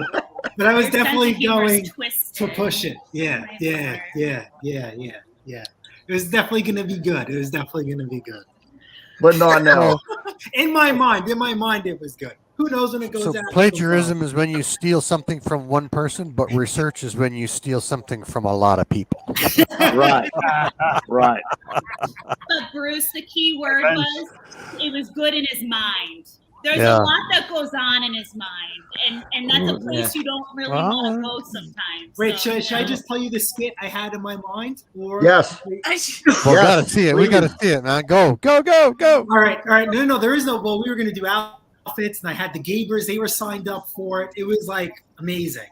So anyway, there's a snapper lawnmower called, I think it's the NXT, where it's only electric start, and it has this digital bit up front. It's crazy. You guys can look it up after. It's it was ahead of its time, but they had no recoil backup. So I always wanted to get one of these lawnmowers and see if we could convert it to a pull cord like we have, here in the channel. So my whole thing is because this lawnmower is futuristic, I was gonna have aliens abduct me and kidnap me to try and fix this lawnmower. And I wanted to steal it and bring it back here to Earth.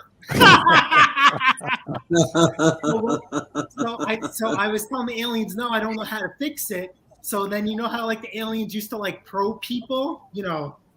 Right. So the whole thing was, wait, let me finish. Let me finish. Wait a minute. So the aliens didn't do their research. They didn't know they had aliens next door.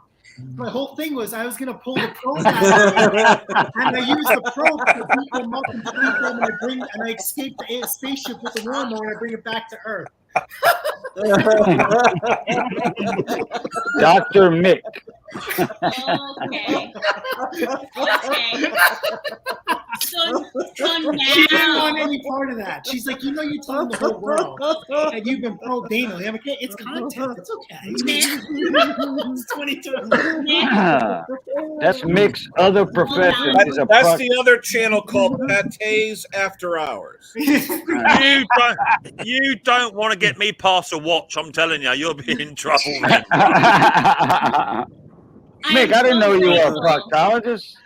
I normally am a proctologist when I got my veterinary gloves and one that goes right up to the shoulder. That's when you know you're in trouble then. So, Jason, so you're on about doing an alien probing video. And now because she fixed the lawnmower and she made a video on it, my plans have been thwarted. The alien invasion was defeated before it. I just have this suspect vision that you would do this video of an alien probing and then ask Chrissy to say, and you would say, sorry, Chrissy, that didn't quite work. Can we do it again? Can we do a take two? Well, you need to do a second take. I don't think you need a script to run YouTube. We are not scripted. We don't script. We just shoot from the top. All right, shoot from the hip. You shoot from the hip.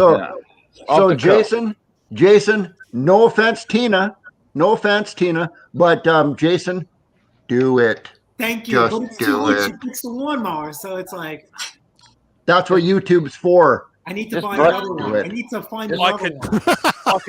I can just see the thumbnail now. Oh yeah. In my hand. It would be Jason. It'd be Jason with a green screen spaceship sprawled out on a marble slab with with an old dipstick hanging out of his backside. It'd be great. Oh, Roswell, awesome. Yeah, then Roswell 21.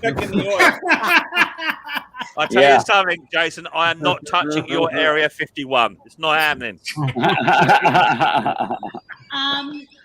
On that note, I'm going to have to say, although those are really great ideas, we're probably not going to go with that. But you can do that in your spare time. You have a history of ruining channel content, and you strike it. Whoa! You cannot sit there and raise your voice to the person who runs the channel, Jason. It doesn't work like that, brother. That's right.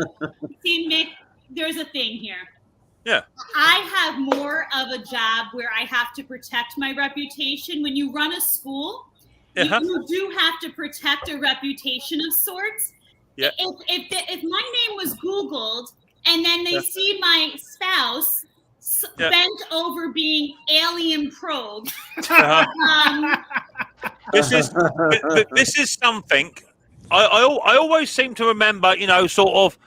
Always doing something after the horse has bolted. And this is something perhaps you should have thought about 9 months ago when Jason was on your driveway in broad daylight with no top on, a pair of skin-tight American Stars and Stripes hot pants shorts on, jet washing himself with a petrol-powered jet wash. Yep. So you're assuming that's the worst it's ever been.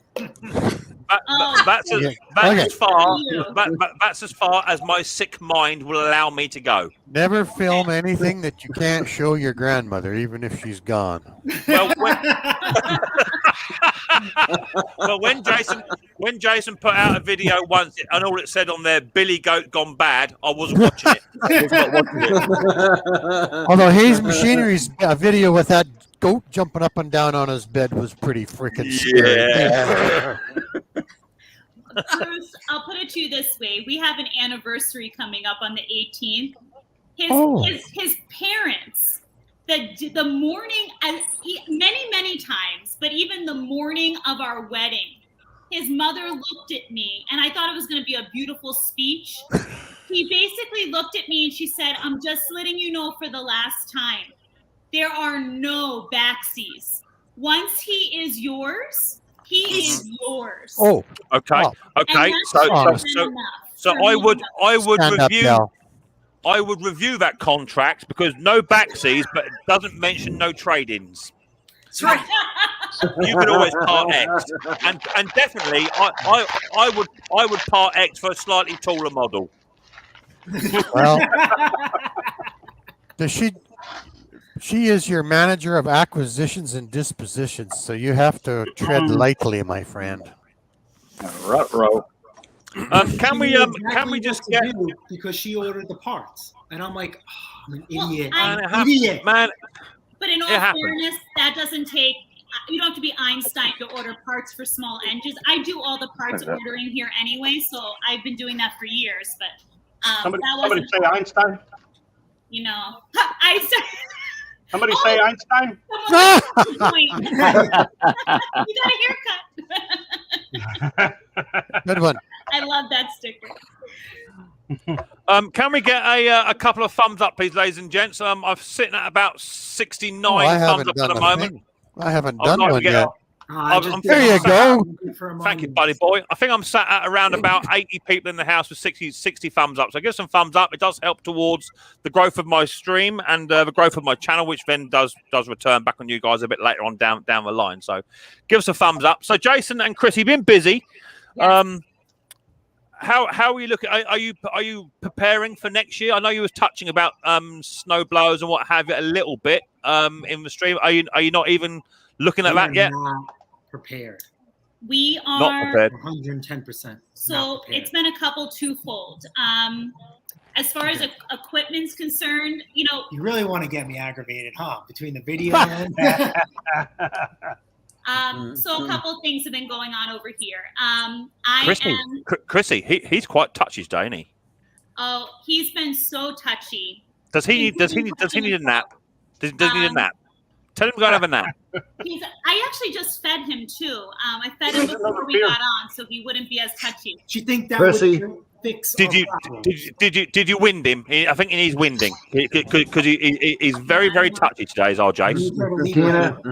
Tina, he needs a hug. It works wonders for me. He needs a hug. I gave him more than a hug this morning, so there shouldn't be anything. Oh, good Lord. Good Lord. More than we need to know.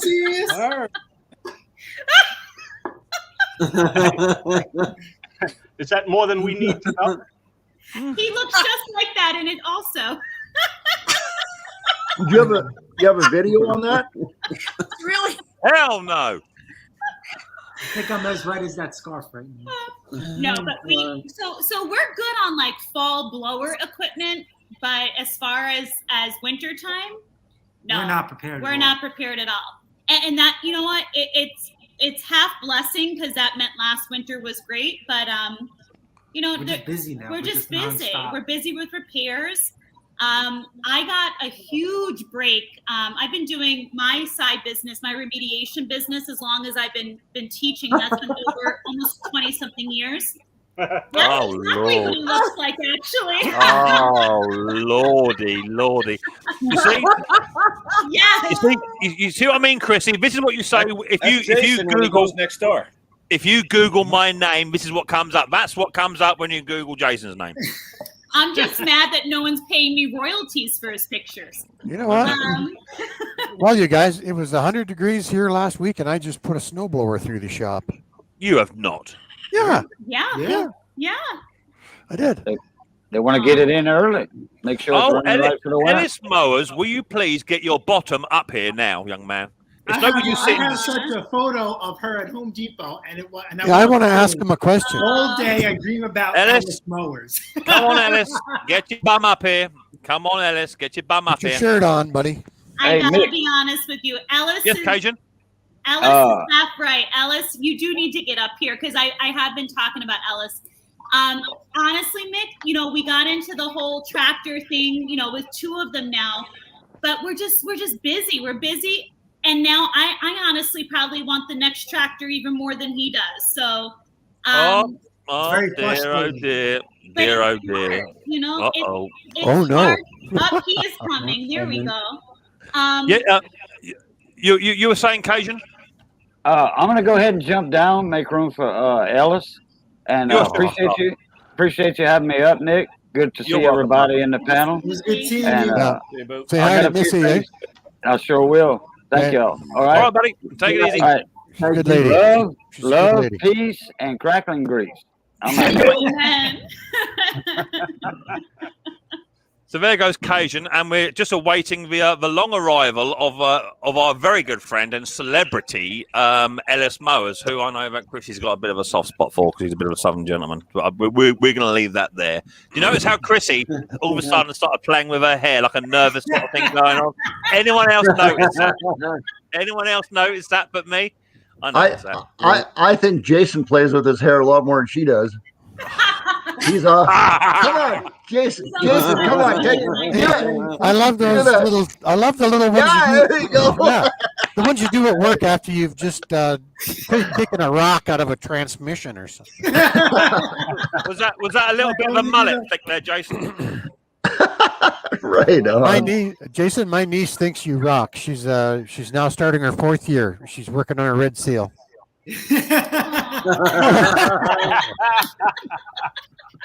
I need to cut the middle bit out, Jay, so it looks like yours.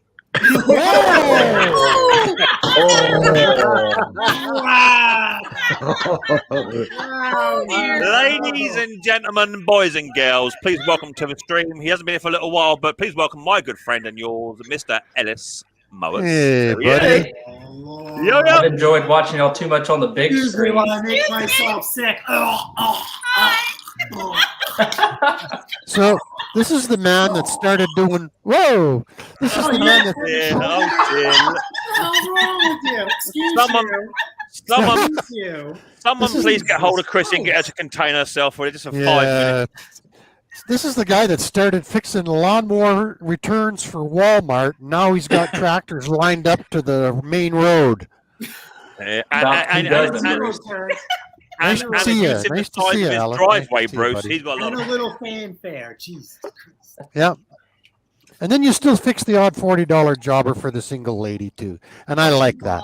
Those are the fun ones. They get in and out in about an hour as opposed to about 3 days. Well, they don't have anything attached to them but a blade, eh? They're easy to fix. That's right. So how are you doing, Ellis? Are you doing well, buddy boy? I know you're really busy, and I know you got a lot on your plate with the house upgrades and what have you going on, and I know you're really busy, so I don't take too much of your time up. Are you thirsty, Ellis? Are you tired, Ellis? What? Oh no, I'm fine today. I'll take it. Let's just put her down there just so she can cool off a bit because she's a boiling point.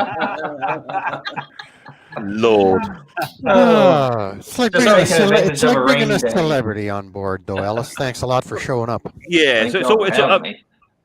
Hell no. You're more welcome than me. You know, you get your ass up here. So I see you've been busy, Ellis, and man, you pump out some videos, brother, and they're good quality, and they're a nice long length too. They're just right for when I'm driving home on a night shift. They come out about the right sort of time, and I click on and watch them then. So how's your season been going? Looking at it, you've been busy. Are you saying that you watch his videos while you're driving home? No, my driver in his train. Hang on. Don't forget, I do have a limousine. I have a driver, and I'm in the back watching it on the widescreen TV. Okay. We all know that. Keeping your eye on the gauges. So, have you had a busy season, Ellis? Oh, I'd say so. My goodness. As fast as I can get them turned around. Because, for all y'all that live in the U.S., you go to any sort of store and you can't even buy one new hardly anymore, it seems. Really? Same over here, mate. I'll put a picture on our community page tomorrow, and it involves you. And our Home Depot, we were at Home Depot, and the place is swamped with equipment. There's no shortage of equipment by us. Interesting. They might have finally got called up. But Jason, I think that you guys, in your neighborhood, it looks like you have equipment that I can't find. Like you guys are flipping Husqvarnas, and really, really good quality stuff. Like stuff I can't find. To be fair, I will cut in there, Bruce. I will cut in there. To be fair, it's Chrissy that finds the machines.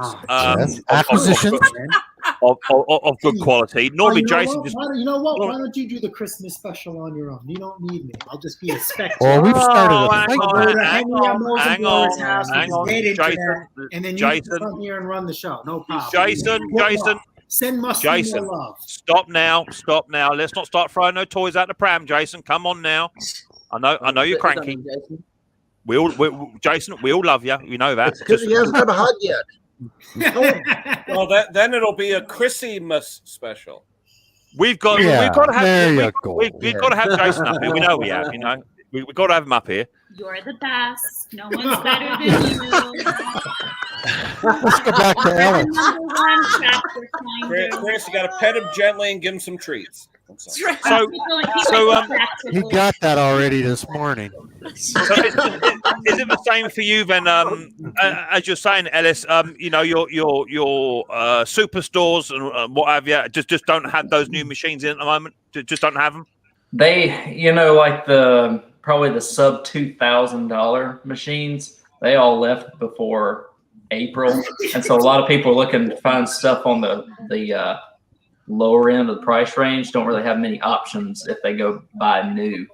From what I've seen, I know the Lowe's and Home Depots in my area, it seems like they don't have anything under $2,000 that's new. So that makes sense. Get a lot of people looking. We were looking at 2,000 plus. Yeah. All right. I know that over here, there's not a massive call for riders over in my area, but over here in our local sort of stores, the cheapest lawnmower you can buy, and I'm just talking self-propel standard Honda machine. The cheapest one you can buy is nearly £300, and that's not top of range. We're only talking sort of 18-inch, with a Chinesium copy Honda on top.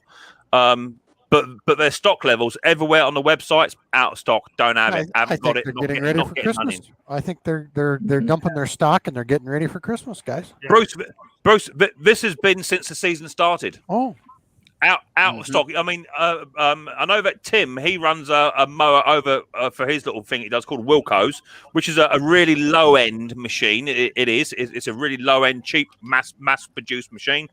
All year, all season, not available. Don't have them in stock. Not get them in stock. Don't know when they're going to get them in stock. It's just been like that all year round, all around us. Go on, Henry. Do you think possibly because battery powered machines are coming out, that the gas line machines are going to be out the door eventually, so they don't want to stock them? No. I personally think.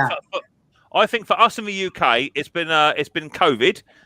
China has not been producing and exporting as much as they would like. I think Brexit had a big impact on us as well. Coming out of the EU, that had a massive impact as well. Because we're just not getting the parts. You literally cannot get the parts in for about 2 weeks either. It's getting really, really hard for new parts. And people like myself, Ellis, and what have you, who do repairs and use a lot of secondhand parts just to get the machine up and running. There are lots of occasions where either a customer wants brand new, or you don't have the part in, so you have to order it up. And going over to eBay, Amazon, or main dealers, you're waiting 6 days just for a part that should be here next day delivery with 24-hour parcel force. And then you get surprised once in a while. I ordered a Husqvarna clutch, just a little 3-inch guy. Yeah, and it came in way out here north of Montana. It came in 2 days. I was like, "Wow, how did they do that?" So that was a nice surprise. Gearing up for battery powered stuff, just like the car industry. Now they're getting rid of the gas power because of the Clean Air Act and everything. Everything's going to be battery powered, like Hayes Mechanics. There, they have all those electric machines now too, and there's a shortage of parts, but they're getting in those battery-powered machines. That's a good point. That's a good point. The problem is, though, Henry, to counteract that comment, is that Hayes Machinery put a comment saying there, we've been fighting for stock all year. Now, that's got to be, you've got to take into account the amount of battery stuff that is being sold. I think it may be fair to say that they're struggling to get the battery power stock in as well. Well, you know what? I hope that we don't go to battery-powered automobiles because in my little cul-de-sac that I live in, everybody's got two, and then on Christmas time, the kids are there. They've got their car plugged in. We've got a turkey in the oven. The diapers are going to be washed downstairs, and the 1-aught 220 service that feeds my house, the snow will be melting across the grass because that thing is going to be glowing red hot. So we have to upgrade every house in North America. Wow. So or switch to natural gas. Well, I have that too. Battery powered might be selling a little bit more because maybe in certain situations that it's the only thing that's left. Yeah, that's true. People don't have a choice. And there's a guy on Facebook I follow. He's a landscaper. He actually spent the $15,000-$20,000 on a battery powered commercial grade lawnmower, the Greenworks, and his handheld. He uses why can't I think of it right now? Ego. So it comes with a really nice guarantee. The problem is when he brings in his Ego equipment for warranty work, they can't get the parts or it takes off the warranty to be done. He ends up buying another one. So he has 2 or 3 whole backup machines just to cover his original one. Now, do you ever have that with the gas machine? No, I usually maybe have one. I'm not against anything electric. I think we should do it. I just don't think we have the infrastructure for it. No, we're not ready for it, but it's there. But certain machines, there's no. You can plug a lawnmower into the wall. There is no. I think that at the moment, the commercial grade stuff is not far from where it needs to be for your typical commercial guy. I think over there in the States where some of you guys are cutting really big lawns, huge, big acreage, I think they're going to struggle with that. But I think the biggest issue is the home user environment. I just don't think the machinery is up to it. There's so much cheap stuff already, cordless machinery coming out, and it's just throwaway. I've been seeing brand new bits of kit down a recycle center just thrown away. Brand new bits of kit. You know? Yeah. What do you think, Ellis? The batteries don't last, and then you go to buy a new battery, and it's worth the price of the machine. Right, and that's why people give away the electric stuff to me, or they bring me the electric stuff and say, I don't take it. Give me a new lawnmower. Well, I can't even go take it and recycle it. You know, Stella, I can't even take the wheels off of an electric lawnmower and use them on a gas lawnmower. Right. Only on a Toro you can because they started with that line. But other than that, it's just mind blowing. And I say all the time because we're a big fan of battery powered equipment here because we use it. But you just need to do your research. What you guys said before, right? How much do the batteries cost? And that's one of the biggest factors you run into. And that's why when we bought our machines or we decided to do the sponge, like, new batteries are $50. That's not a horrible thing to do. But we're on year 3 and no issues so far. But I did also hear, Jason, I think it might have been Hayes, I'm not sure, don't quote me, but some of these batteries and the chargers actually have a timer on them, a counter on them, so they count how many charges you charge it, and that's all it's good for. Wow. Right. Well, batteries do have a finite number of complete charging cycles. I mean, that's just the nature of them. But I just bought a new one of these. Right. But I think the biggest problem that most people have is they either forget to plug it in or they leave it plugged in all the time. The batteries swell up. And, it's very easy to just go out to your garage or go to the gas station, fill up your petrol can, and then start your mower and mow your grass. And that's what frustrates people is it's not this instantaneous thing. Yeah, you have to monitor it. Mm-hmm. Right, yeah. We'll not even monitor it because we're so vested in battery powered equipment to a certain extent that as soon as a battery runs out, we have another battery good on the shelf, another can of gas, and when you just plug it in. And again, like I said, you just need to do your research. So our battery powered equipment has lithium ion batteries. So just like anything AGM, they're supposed to be brought all the way down to 0 and then brought back to life compared to like a cheaper here in the United States Works WORX. That's cheap stuff. So that's where you would get your your charger's not smart, where it'll start charging the battery when it's full, and the batteries are your typical, lead acid battery that's not, the AGM or lithium ion, Right. They just swell up and leak. And, if you're going to make the jump, you got to kind of go all in. You kind of got to go all in. I run 3 impacts, and they're all the same, and they all have the lithium ions. And I tell you, I'm really bad to them. And I got 3 cheap drills that have the 18 volt, not the 20 volt. And you have to really, really, really watch that cheap stuff, because if you don't discharge them all the way, they won't last a year. Yeah, you're right. You're absolutely and it's right. even now like I think the question is, are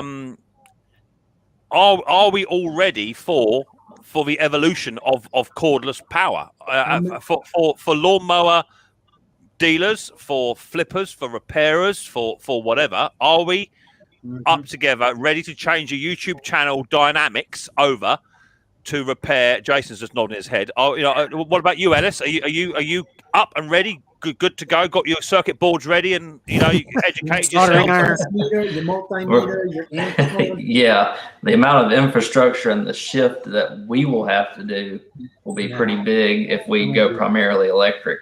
Because all our bread and butter is gas. I don't know if I've worked more than 4 or 5 electric mowers in the hundreds that I've worked on. So Bruce's shop will have to turn to Bruce's school, and he's going to start an online class to teach all of us. And his premise is going to be that vacuum video. Jason, you've got to be joking me. We cannot have a Bruce's school on electrics. Did you see his last fire on his petrol engine? No, he still has his eyebrows. Do it again. Do it again. I don't know. Jason. I tell you, I'm not afraid of electricity. I you guys, that's my background, right back to the 70s. I started with just putting this out there, Mick, right? And talking about what Hayes wrote about, and I just Googled what we have, right? Our hedge trimmer. That's my favorite battery powered item. So it's about 1,500 charges per battery, right? Oh, okay. So I know that we have approximately 12 hedges, right? It takes me 2 times going out there to drain one battery. So if you take 1,500 charges divided by 2, and I trim my hedges about 6 times a year, it would take me 125 years to kill that battery. Yeah. So you tell me, for someone who's saying that it's not a good deal, who's going to use theirs for 125 years? To me, that's a good deal all day long. Well, I can possibly think of one person that might. Off the top of my head. Now, for a lawnmower, totally different. But when you think of hedge trimmers, a long pole saw, something that you're not using as frequently, 1,000 to 1,500 charges, though, and they don't drain just with. But are they $1,000 to $1,500? No. Charges. Yeah. How much does it cost for one, though? How much is one? Our hedge trimmer, what did that cost us? I think it was $100 because we already had batteries. You only get so many batteries, right? So we reached a point where I think we had either 4 or 5 batteries, because we didn't know what we were doing at the time. So after a certain point, we didn't need any more batteries. We just needed, the tool. Yeah. Right. I think Hayes Machinery, he made a comment. He's right. On the cheaper batteries, you have to discharge them all the way, but on the fancy new ones, you can plug them in halfway through and they'll bounce back. Yeah. There we go. I was taught, no schooling for me, but I was taught, like on these AGMs and these other Nikon lithium ion batteries, that you're supposed to drain them back down to 0 and then bring them back to life, because that's what they want. And if you do it halfway or 3/4, you're just weakening the battery by doing that. On the lithiums, it doesn't matter. Yeah. Right. That's what we were just taught at the shop. Right. So Jason, what you just said right there, that's the old school batteries. Okay. Yeah. Right. The new ones, you don't have to worry about that. Oh, okay. Yeah. Old school, I just thought. No, I'm asking. I don't know. Oh yeah, I know. I do. Old school batteries, you're not supposed to bring it back down to zero. You're supposed to try and keep them. I think that's backwards. Well, I know we think it's funny, but I got to tell you, turf is becoming big here. Never. No.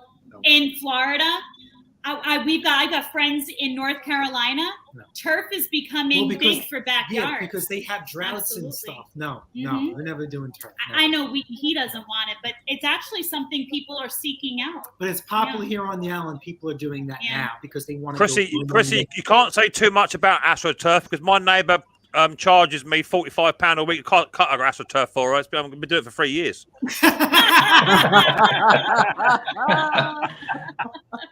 She keeps having you back because it looks so good all the time. She said you put lovely lines in that grass. And yeah, just keep cutting it nice and short. And it's so great. It's so lush. My dad he just passed, but my dad had turf in his backyard. Yeah. You're talking about fake grass, right? Yeah. Okay. Medicine Hat, though, you know how dry it is down there, Steve. So they just put turf in the back. Like dry areas. Okay, wait. Okay, I'm totally lost right now. Bruce, are you saying that he took his backyard and put fake plastic grass on his entire backyard? Yes, Is that sir. what you're saying? Yep. But they make so many different kinds. And the plastic fence, it came to $35,000. I would like to see Micks Mowers do fake grass in his yard. I wish I could in my pine straw beds. I have more weeds in there than anything. The pine needles, eh? Ooh. Yes. I have no more spruce needles in my yard, you guys. We've taken down 15 spruce trees in the last 3 years, and we are done with needles. Shameless plug of a night. Hayes Machinery says battery-powered vacuums are coming into our shop soon for fake grass. Cheers for Hayes. And you know what? That's beautiful. If people are going to do this from now on, you still need to vacuum it like your carpet in your house. Yeah, so there's still a living to be made. Or rinse it if you have a job. I don't have a petrol-powered vacuum, but I'm sure I could figure something out.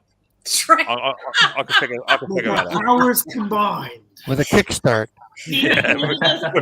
Okay, with a Tecumseh two-stroke kickstart. There we go. Bye-bye.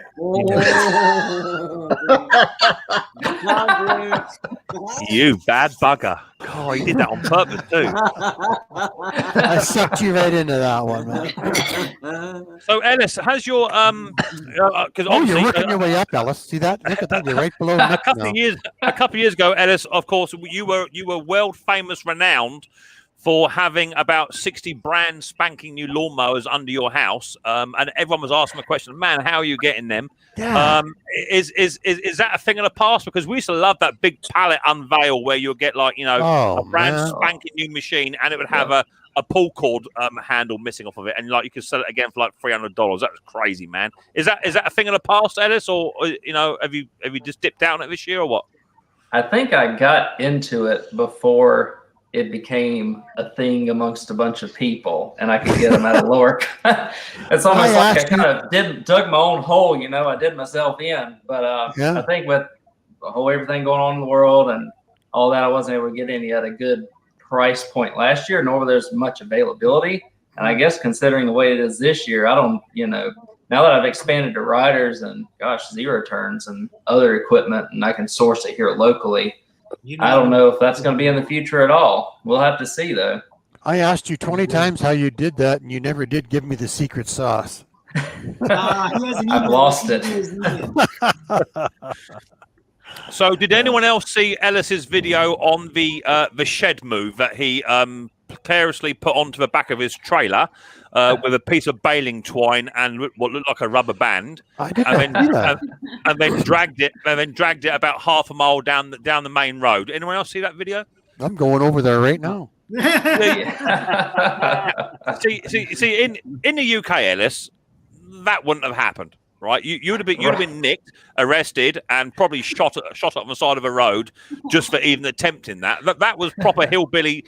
All I wanted to see was like you on the back of a Jeep with like a rocking horse and a shotgun. That'd have been perfect. What about riding a lawn tractor down the street? Because I wanted to drive a lawn tractor home. I don't do that. I live too close to town for that. I did that shed move at about 8 o'clock on a Saturday morning before everybody was up.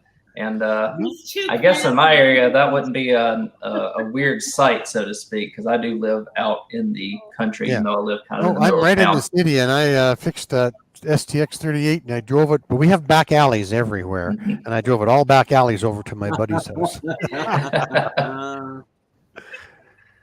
He's in.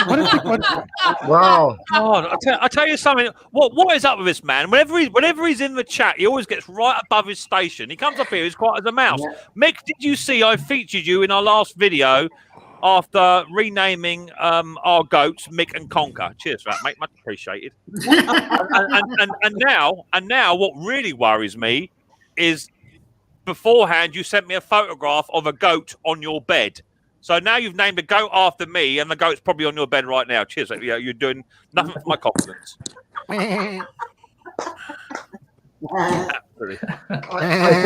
I think he's probably has a chicken. He named his chicken Steve.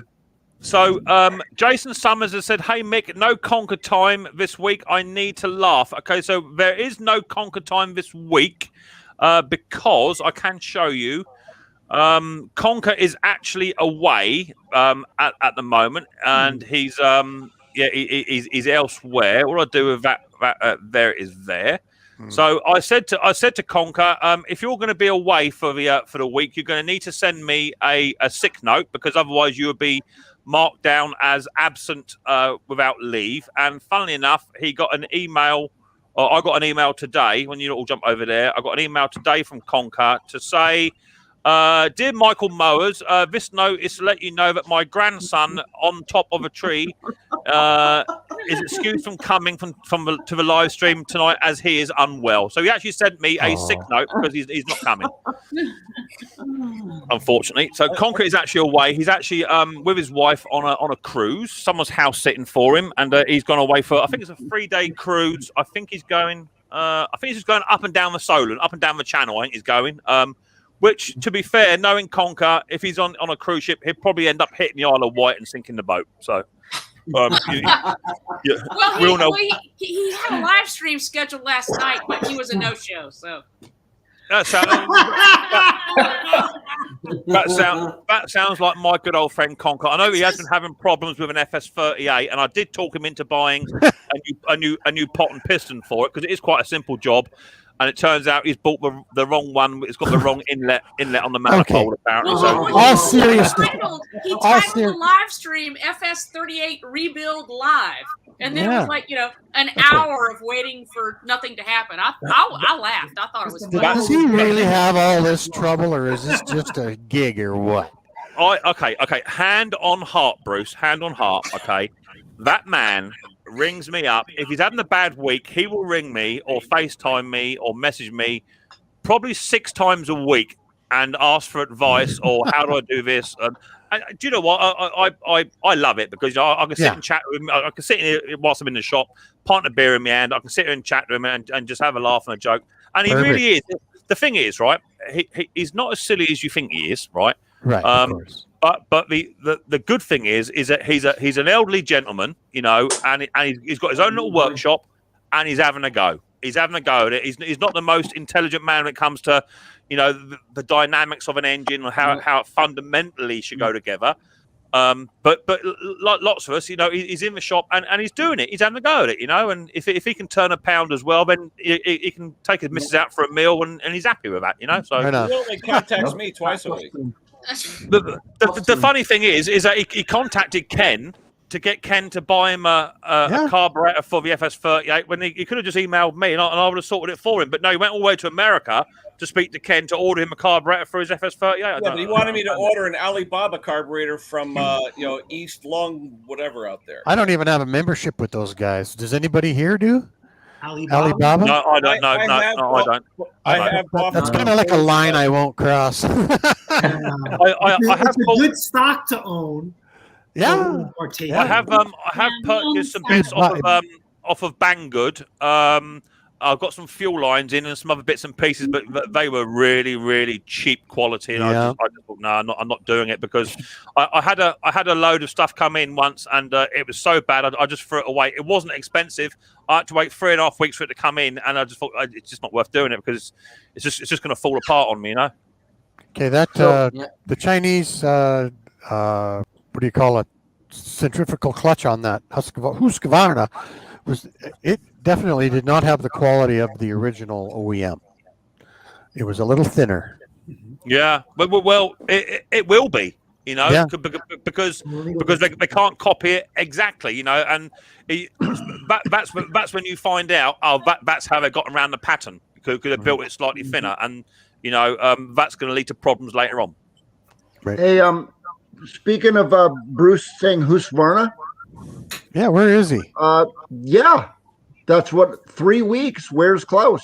I did see on CNN that a Dutch fellow was arrested in Germany, and then 3 days later, the same person was seen streaking down the road in Milan. He's on a holiday. He was in Italy, and he did go over to Germany for a bit, didn't he? Yeah, I think he was in Germany first, then he went to Italy. No doubt, at some point in our lives, he will just turn up like a bad penny and grace us with his company. He will be seriously, he's actually like on vacation right now. Who's that? Yeah, he's on holiday. Oh, okay. Yeah. Okay. Dean says, do you think there is a market for cylinder sharpening in the Southwest? Southwest of what? Well, cylinder mowers or Medicine Hat, or real mowers. Yes, there's definitely a market for it. But I think there's a market for sharpening those, and where I live and where Bruce lives, we don't call them cylinder mowers, we call them reel mowers. Yeah, reels. To answer that guy's question, I think they're no matter where you live. He says in the Southwest of something, there's a market for sharpening those things everywhere. Without a doubt, there are some devices which you can get. I've seen. In fact, Michael gave me a device the other week which you just bolt on or screw onto the back knife onto the bed knife, and it's just got a sandpaper on it which just reprofiles the blade. It's not actually grinding it and sharpening it. Scrape it off. The problem is. The biggest problem is with cylinder sharpening is that so many cylinders have to be removed dependent on the jig in which you have. So if you take along, let's just take for instance my Ransom Marquis that I restored. You have to remove the entire cylinder out of the machine, off of the bearings, to put it onto the jig, because lots of jigs don't take the whole mower. There are some jigs that will take the whole mower. You just tip the mower up onto its front and then sharpen. But the work that's involved as a business, for you to take off a cylinder off of the Ransom Marquis, you could be there all day. You could be there all day removing that because them sprockets, they're on there. Well, even that last one you fixed, Mick, it has, I think it had 3 pulleys and 4 gears on it. Yes. Well, to be fair, Bruce, that actual model, you can take the side panel off. Yeah. You remove one 10 mil bolt, and then you remove 2 T27 Torx bits on the either side of the cylinder, and that cylinder will just pull straight out. Oh, but nice. but that's still inside the casing, so you have to remove that from the outer casing. So you've just got the bare cylinder, and then you can then put it on the jig to sharpen. Well, I adjust a lot of those mowers, just the regular push ones that people use around here, because people tend to try to sharpen the rounded part of the blade rather than the cut blade, and then they don't know how to adjust them. So I get a lot of work. I actually have a video that I haven't edited yet for backlapping, because people want to ruin their mowers and they bring it to me, and I'm like, so you're talking about the original cordless mower. Exactly. Talk about going green. But you see, also, Stella, there is a massive difference with absolutely, yes, what I consider grinding and back lapping. Back lapping is just literally keeping your blades in check. That's all it's doing. Yeah, and I can't reprofile the actual real cutter that's on there. So right. Yeah, exactly. Well, my 30-inch Dennis I've got, that big boy, to sharpen that, you actually have to remove the blades off of the cylinder independently. Right. You can't just take the cylinder out. So you actually have to unbolt the actual blades on there and have them sharpen. I don't know where. I don't know where you'd even do that. You better use anti-seize when you take them on and put them back off. When you take them off, put them back on. Jesus.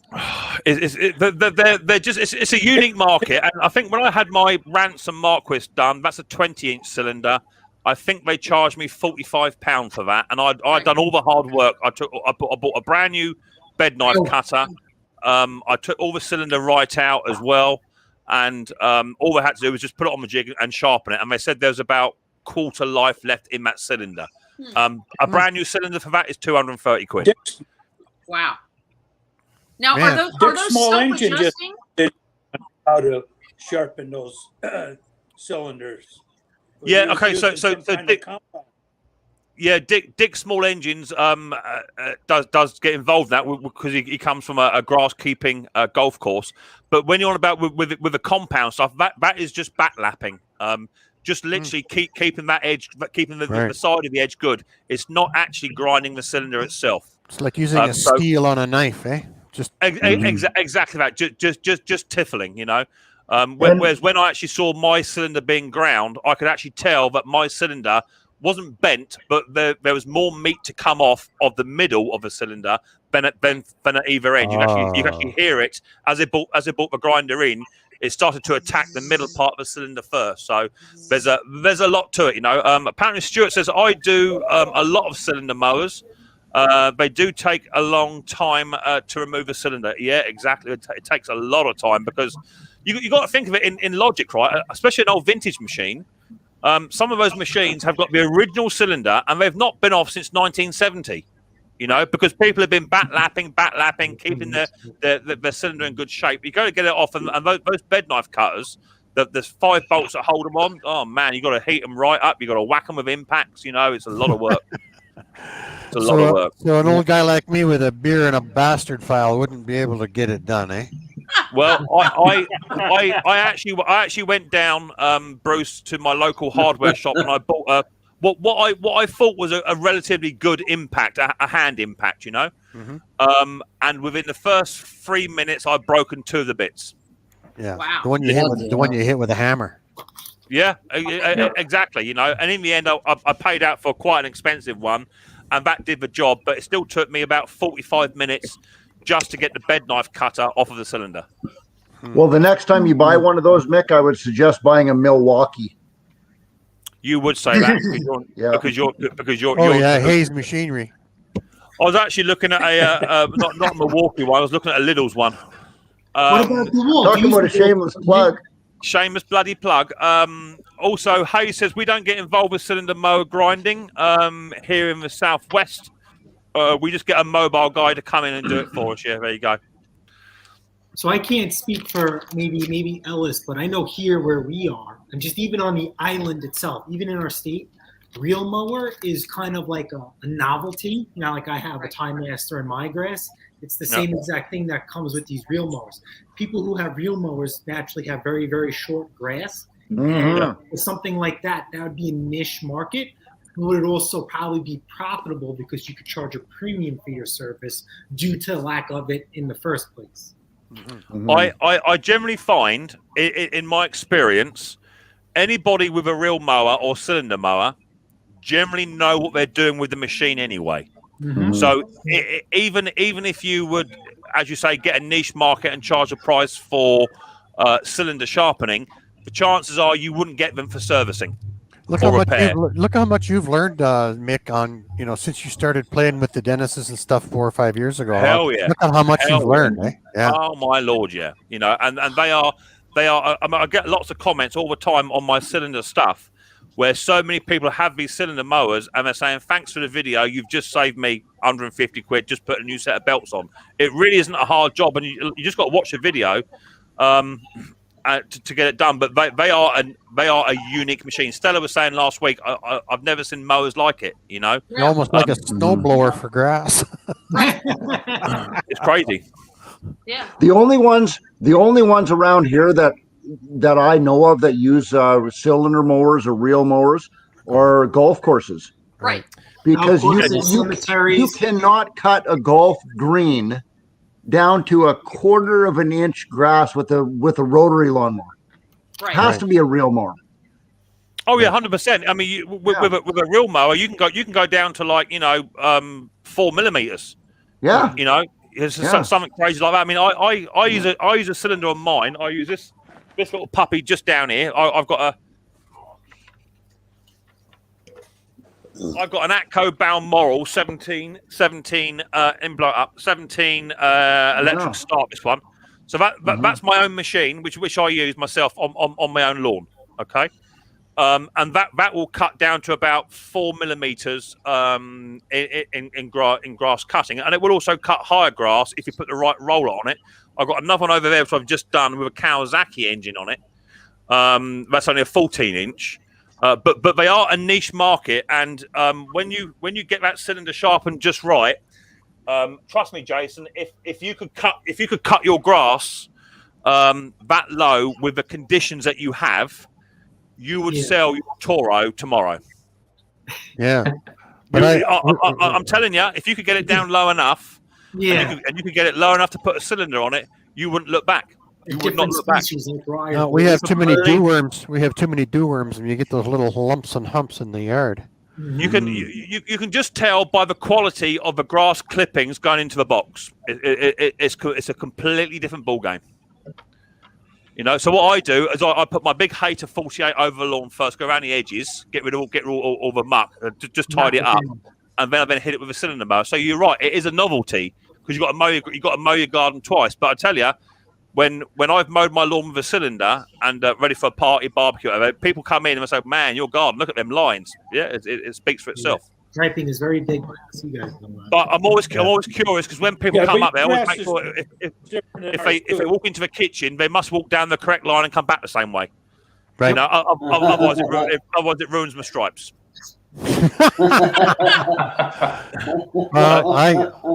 I like a nice lawn too, and people. You posted your video. You have very nice grass, Bruce. For considering the lack of rain we have, I get a lot of comments, and I just tell people it just happens all by itself. Yeah, right. How many years you been working on it, cutting up those weeds by hand? Jesus, man, that's love. That's my trimmer, man. Oh yeah, and I got a knife right on the scabbard now of my lawnmower, and I just cut those weeds out as soon as I see them. Mrs. P does most of it. Mrs. P does a lot. So we were talking about Chinese parts. I don't want to go back, but that's okay. This is your typical Briggs Quantum flat panel air filter. Very popular Briggs. Yeah. On their push mowers to their horizontals. Yeah. Honda too. Hondas come with there too. So I bought these 100 at $1 a piece 3 years ago, and I'm starting to run low. And I says, you know what? Let me see if I could go and negotiate with people now. And due to COVID, I can't get them at $1 no more. So I can't. I'm one of those people that I have to fight. I have to see if I can get it cheaper. Yeah. Well, I went to good old China, right? And I found a guy, and we were negotiating. I says, you know what? Before I place an all-out order, let me just do a small order of 50. And look what I was sent. What's that? Oh man, those are MTD. Those fit on MTD. So those are for Kohlers. Those are Kohlers, adorable. right? No, I will never ever longer work on 50 Kohlers in my lifetime if I choose not to. Well, aren't you glad you ordered 50? Jason, as I've always said, Jason, size doesn't matter, bruv. It's what it is. Yeah, I know. I don't know how. And Nick, No. I got him this little Tonka mower for Christmas that he's allowed to play with, and this will be so nice on it. So did he actually send you a sample, or did he give you 50? No. So he sent me all 50, and I wrote them. I had to wait almost a month and a half to get them, which was fine. But then I get the package, and when I ordered the 100, right, it came in a really big box.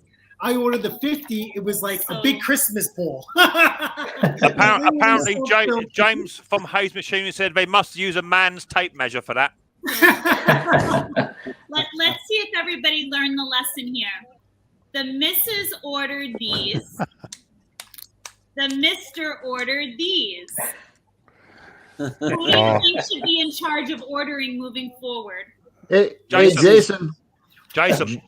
And I got these at 70 cents a piece. That's a hard pill to swallow, man.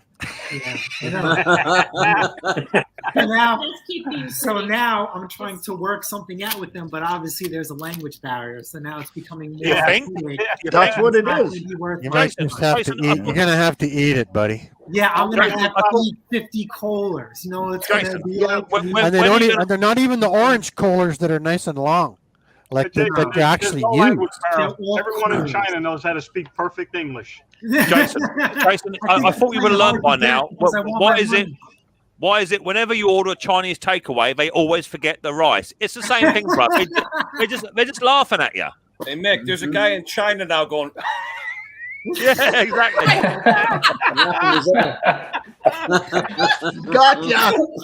Gotcha.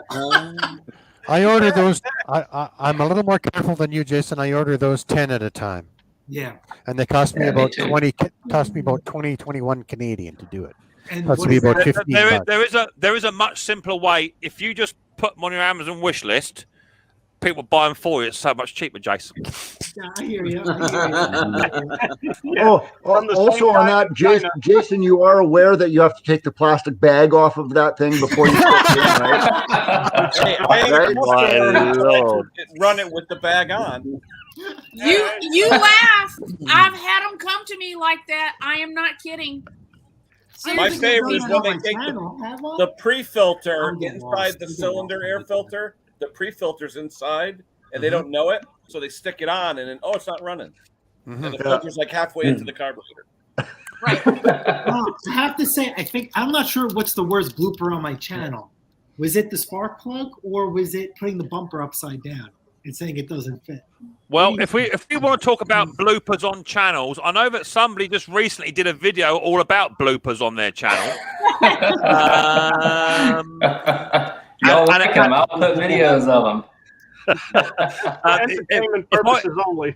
If I see another video of Ellis running through his garage trying to catch his ride-on mower, there's something going on in his world. It's the rear engine Murray riders too. It seems like everyone knows want to get away. Wasn't that a snapper that you were trying to drive through the garage? That was Murray. And then a couple of weeks ago, I had a Craftsman that was the same thing, and it just decided it wanted to hop in gear and take.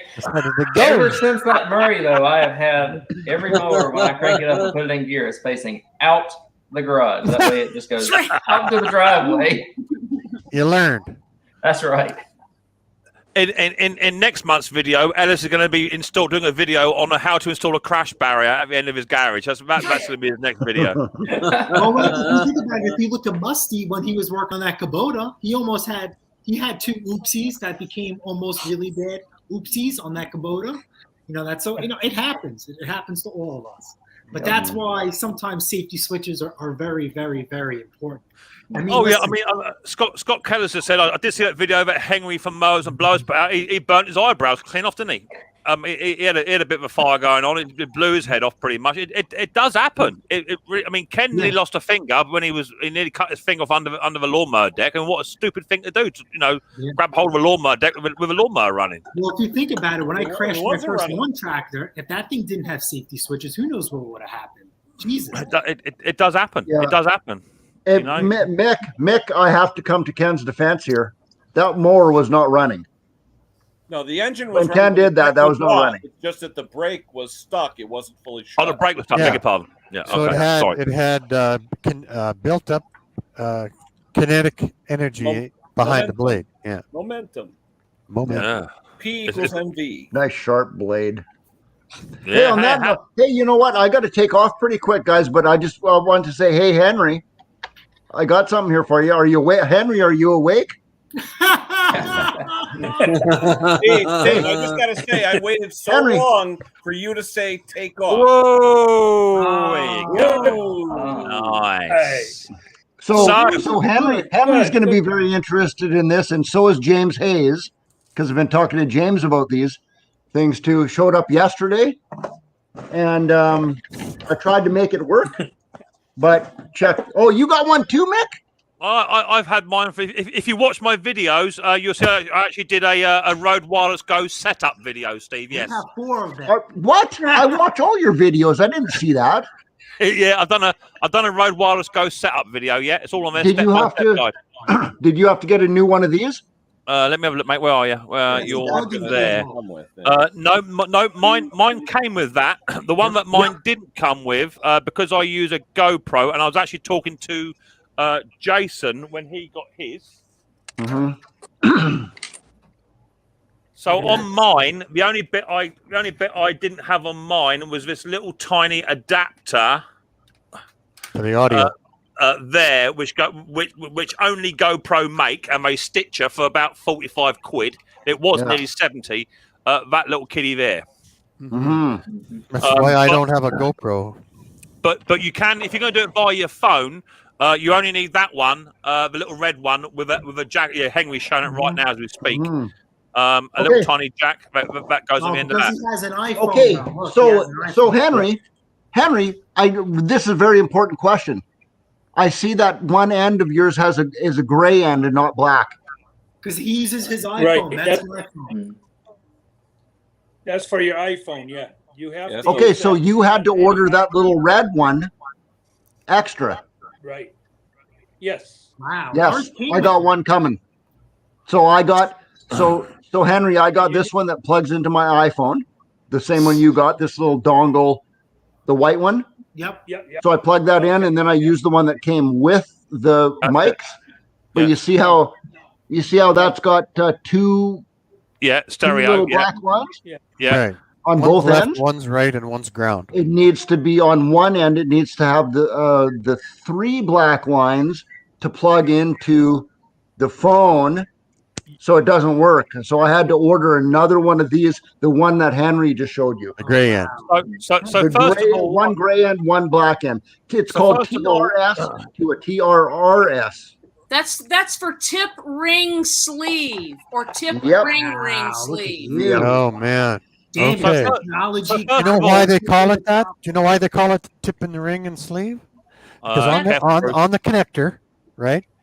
The tip is the wire that comes off the tip goes to the one side. The ring goes to the left or the right. Right. So and then the other one, the sleeve, it would be like the sleeve on a coax is the ground. Is the ground. Right. Yeah. So first of all, I would like to congratulate Steve for being the first Canadian to part with over $300 this year. Congratulations, Steve. Well done. Hey, our dollar is worth 80 cents. What do you expect? I am actually looking real forward to it, but there you go. Right. Tip ring sleeve, yeah. That all goes back from the telephone telco days, from many 34 years with the phone company. 34 I know years that. with the phone I know company. that. I spoke to Jason probably about 3 or 4 months ago now, because he was looking at it, because I did say to Jason some time ago, your videos are really good, right? But I can't hear a goddamn word you're saying. And that was just me being honest. And he then went off and bought himself one, and what have you. And he's had a few issues not turning it on and walking around the garden pretending we can hear him, and he can't because he hasn't actually turned the damn thing on. But are you finding it to an advantage now, Jace, with your Rode? So when the Rode works, it's great. We've been having a lot of. Sorry, I can't hear what you're saying. Yeah, no, it's true. We've been having a lot of issues with the Rode, but I think we're on like our 4th or 5th set now, under warranty from Rode.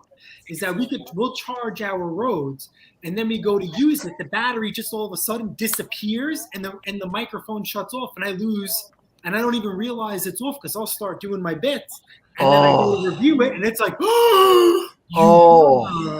that sucks. I've lost quite a few videos because of that, and then. With COVID going on, you can't contact Rode over the phone. Everything is through email. And on the 4th or 3rd warranty, I lost my cool with them. And I was like, do you get, because they want to keep sending us new sets. And I'm like, can I send you my old sets and you guys could tell if it's something that we're doing wrong or if it's on your end? Because then you guys could build a better microphone so we don't have these problems. And I got so fed up, and I says, if you guys don't want these old microphones, I'm just going to do a YouTube video, and I'm going to show them what to do with and I'm just going to throw them into the lawnmower. You can take it back to that other video you did. Yeah. I'm sorry. From a manufacturer's perspective, it's cheaper and easier just to send you a new one to make you a happy customer. That's really what it is. I would take the new one, but then take my old ones back and just see what's going on. I've got to say, Jason, since I've had mine, I've had a couple of episodes where I haven't pushed the little red connector in just quite home, and it doesn't show up until you're editing. I've had 1 or 2 episodes about my fault, but since I've had my Rode Wireless Go, I've not had one issue at all. Not one. All right. Now, Jason, I thought you said your camera had a problem. So one of them was, it ended up being the camera, and that was absolutely amazing. We had that shipped and returned in less than 10 days. It was great. Wow. But these Rode microphones, I think they come from Europe. It's a little bit longer than that because we have to buy it in EU and they convert it to the American dollar. And so what I want to know is, did Steve put that on his Amazon wish list and someone bought it for him, or did he buy it himself? Mick, it's funny you say that. I don't have an Amazon wish list, but do you? Well, it's funny. It's funny you say that. If one of my people in chat could run my thing for me, I've got one. It does fairly well. Okay, I have a serious question. Zoom in, just because of what Jason said. Zoom in on me for a minute, Mick. Just for a sec. Look at this. What's that say? Made in Australia. Made in Australia. Where's my camera? That's cool. Stuff together. So Steve, have you got for yours? Have you got the mag wireless, the magnet clip as well? No, it's a clip. I was hoping I could get that, but it's just a clip. Okay, yeah. So you got to order, or you haven't got to. But on mine, it's called the Mag Clip Go, and all it is a little tiny sleeve that fits over your clip. Little tiny metal sleeve. See? Mm-hmm. And all it is, then you get a little tiny magnet. You got to be careful. You've got a hairy chest like me. You then just literally bomb, and it's on. Nice. Mm-hmm. You've got to be careful if you pinch your hair in there or your nip. It really hurts. All right. Yeah, you can get the Mag Clip Go as well for it. Okay. Interesting. Can I interrupt? Everything. The magnet sticks to everything. If you got You're absolutely right there. I did try having mine just on a bit of pull cord, Henry, and I was still getting ruffling because it was knocking about inside. What were you going to say, Bruce? Well, have you guys, honestly now, on my videos, have you noticed any sound issues major? No, you've always had very good sound. You know what I use? And I've seen all my friends on YouTube, Zippo, everybody's struggling with sound, right? This is an old camera. It's got a flip-up screen so I can see what I'm doing.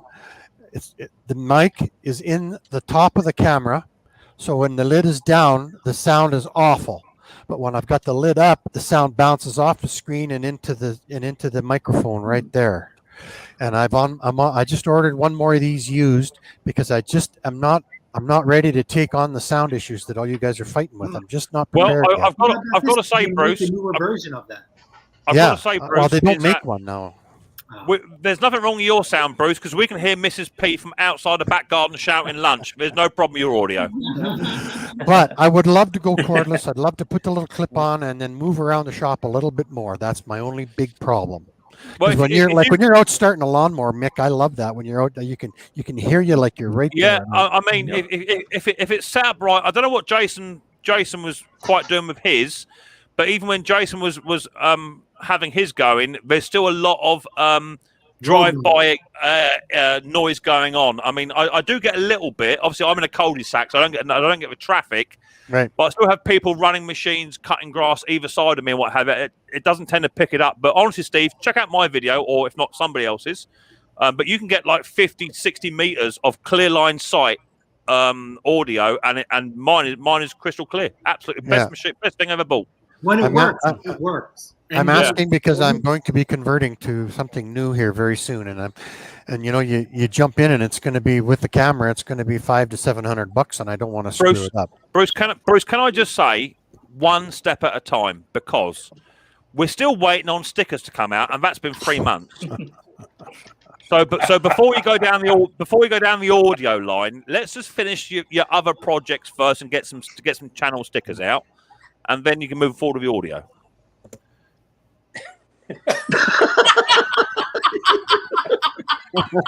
I think his video froze. His video froze. No. He's great. Right. Anyway, people, as much as I'd like to stay, Mrs. P has got work tomorrow. She's in the hospital. Nana's round Auntie Shell's. It's just me and Riley Boy, and we are cooking roast dinner tomorrow for the whole family. So nice. We got that to do on our own. So that'd be hilarious. I'd like to go. I'll be over. Come, mate. You don't need an invite. Come on over. So thank you very much to just swallowed them off then. To Henry, my old man. Thank you very much, Stella. Thank you very much, Ken. Tim, thank you, Steve. Thank you, Grandpa. Thank you, Jason and Chrissy. And thank you, my good old friend, Ellis Mowers. Let's not leave it so long till the next time, Ellis. You know, do my best. we do appreciate you up here, buddy boy. We don't see a great deal of you, and it's just great just to catch up with all you guys. So it's been fantastic seeing all you guys and girls. Thanks for coming up. Stay safe. I know that you guys in America, your numbers are a little bit on the increase. So look after yourselves. Stay safe. Keep washing your hands, and just keep out of each other's way and do the best you can. Perfect. And I'll catch you all on the next one. Don't forget, check out my Amazon wish list. It is in the chat. Shameless plug. And I'll see you on the next one. Look after yourself. Stay safe. Bye bye. Bye bye, everybody. Thank you. Very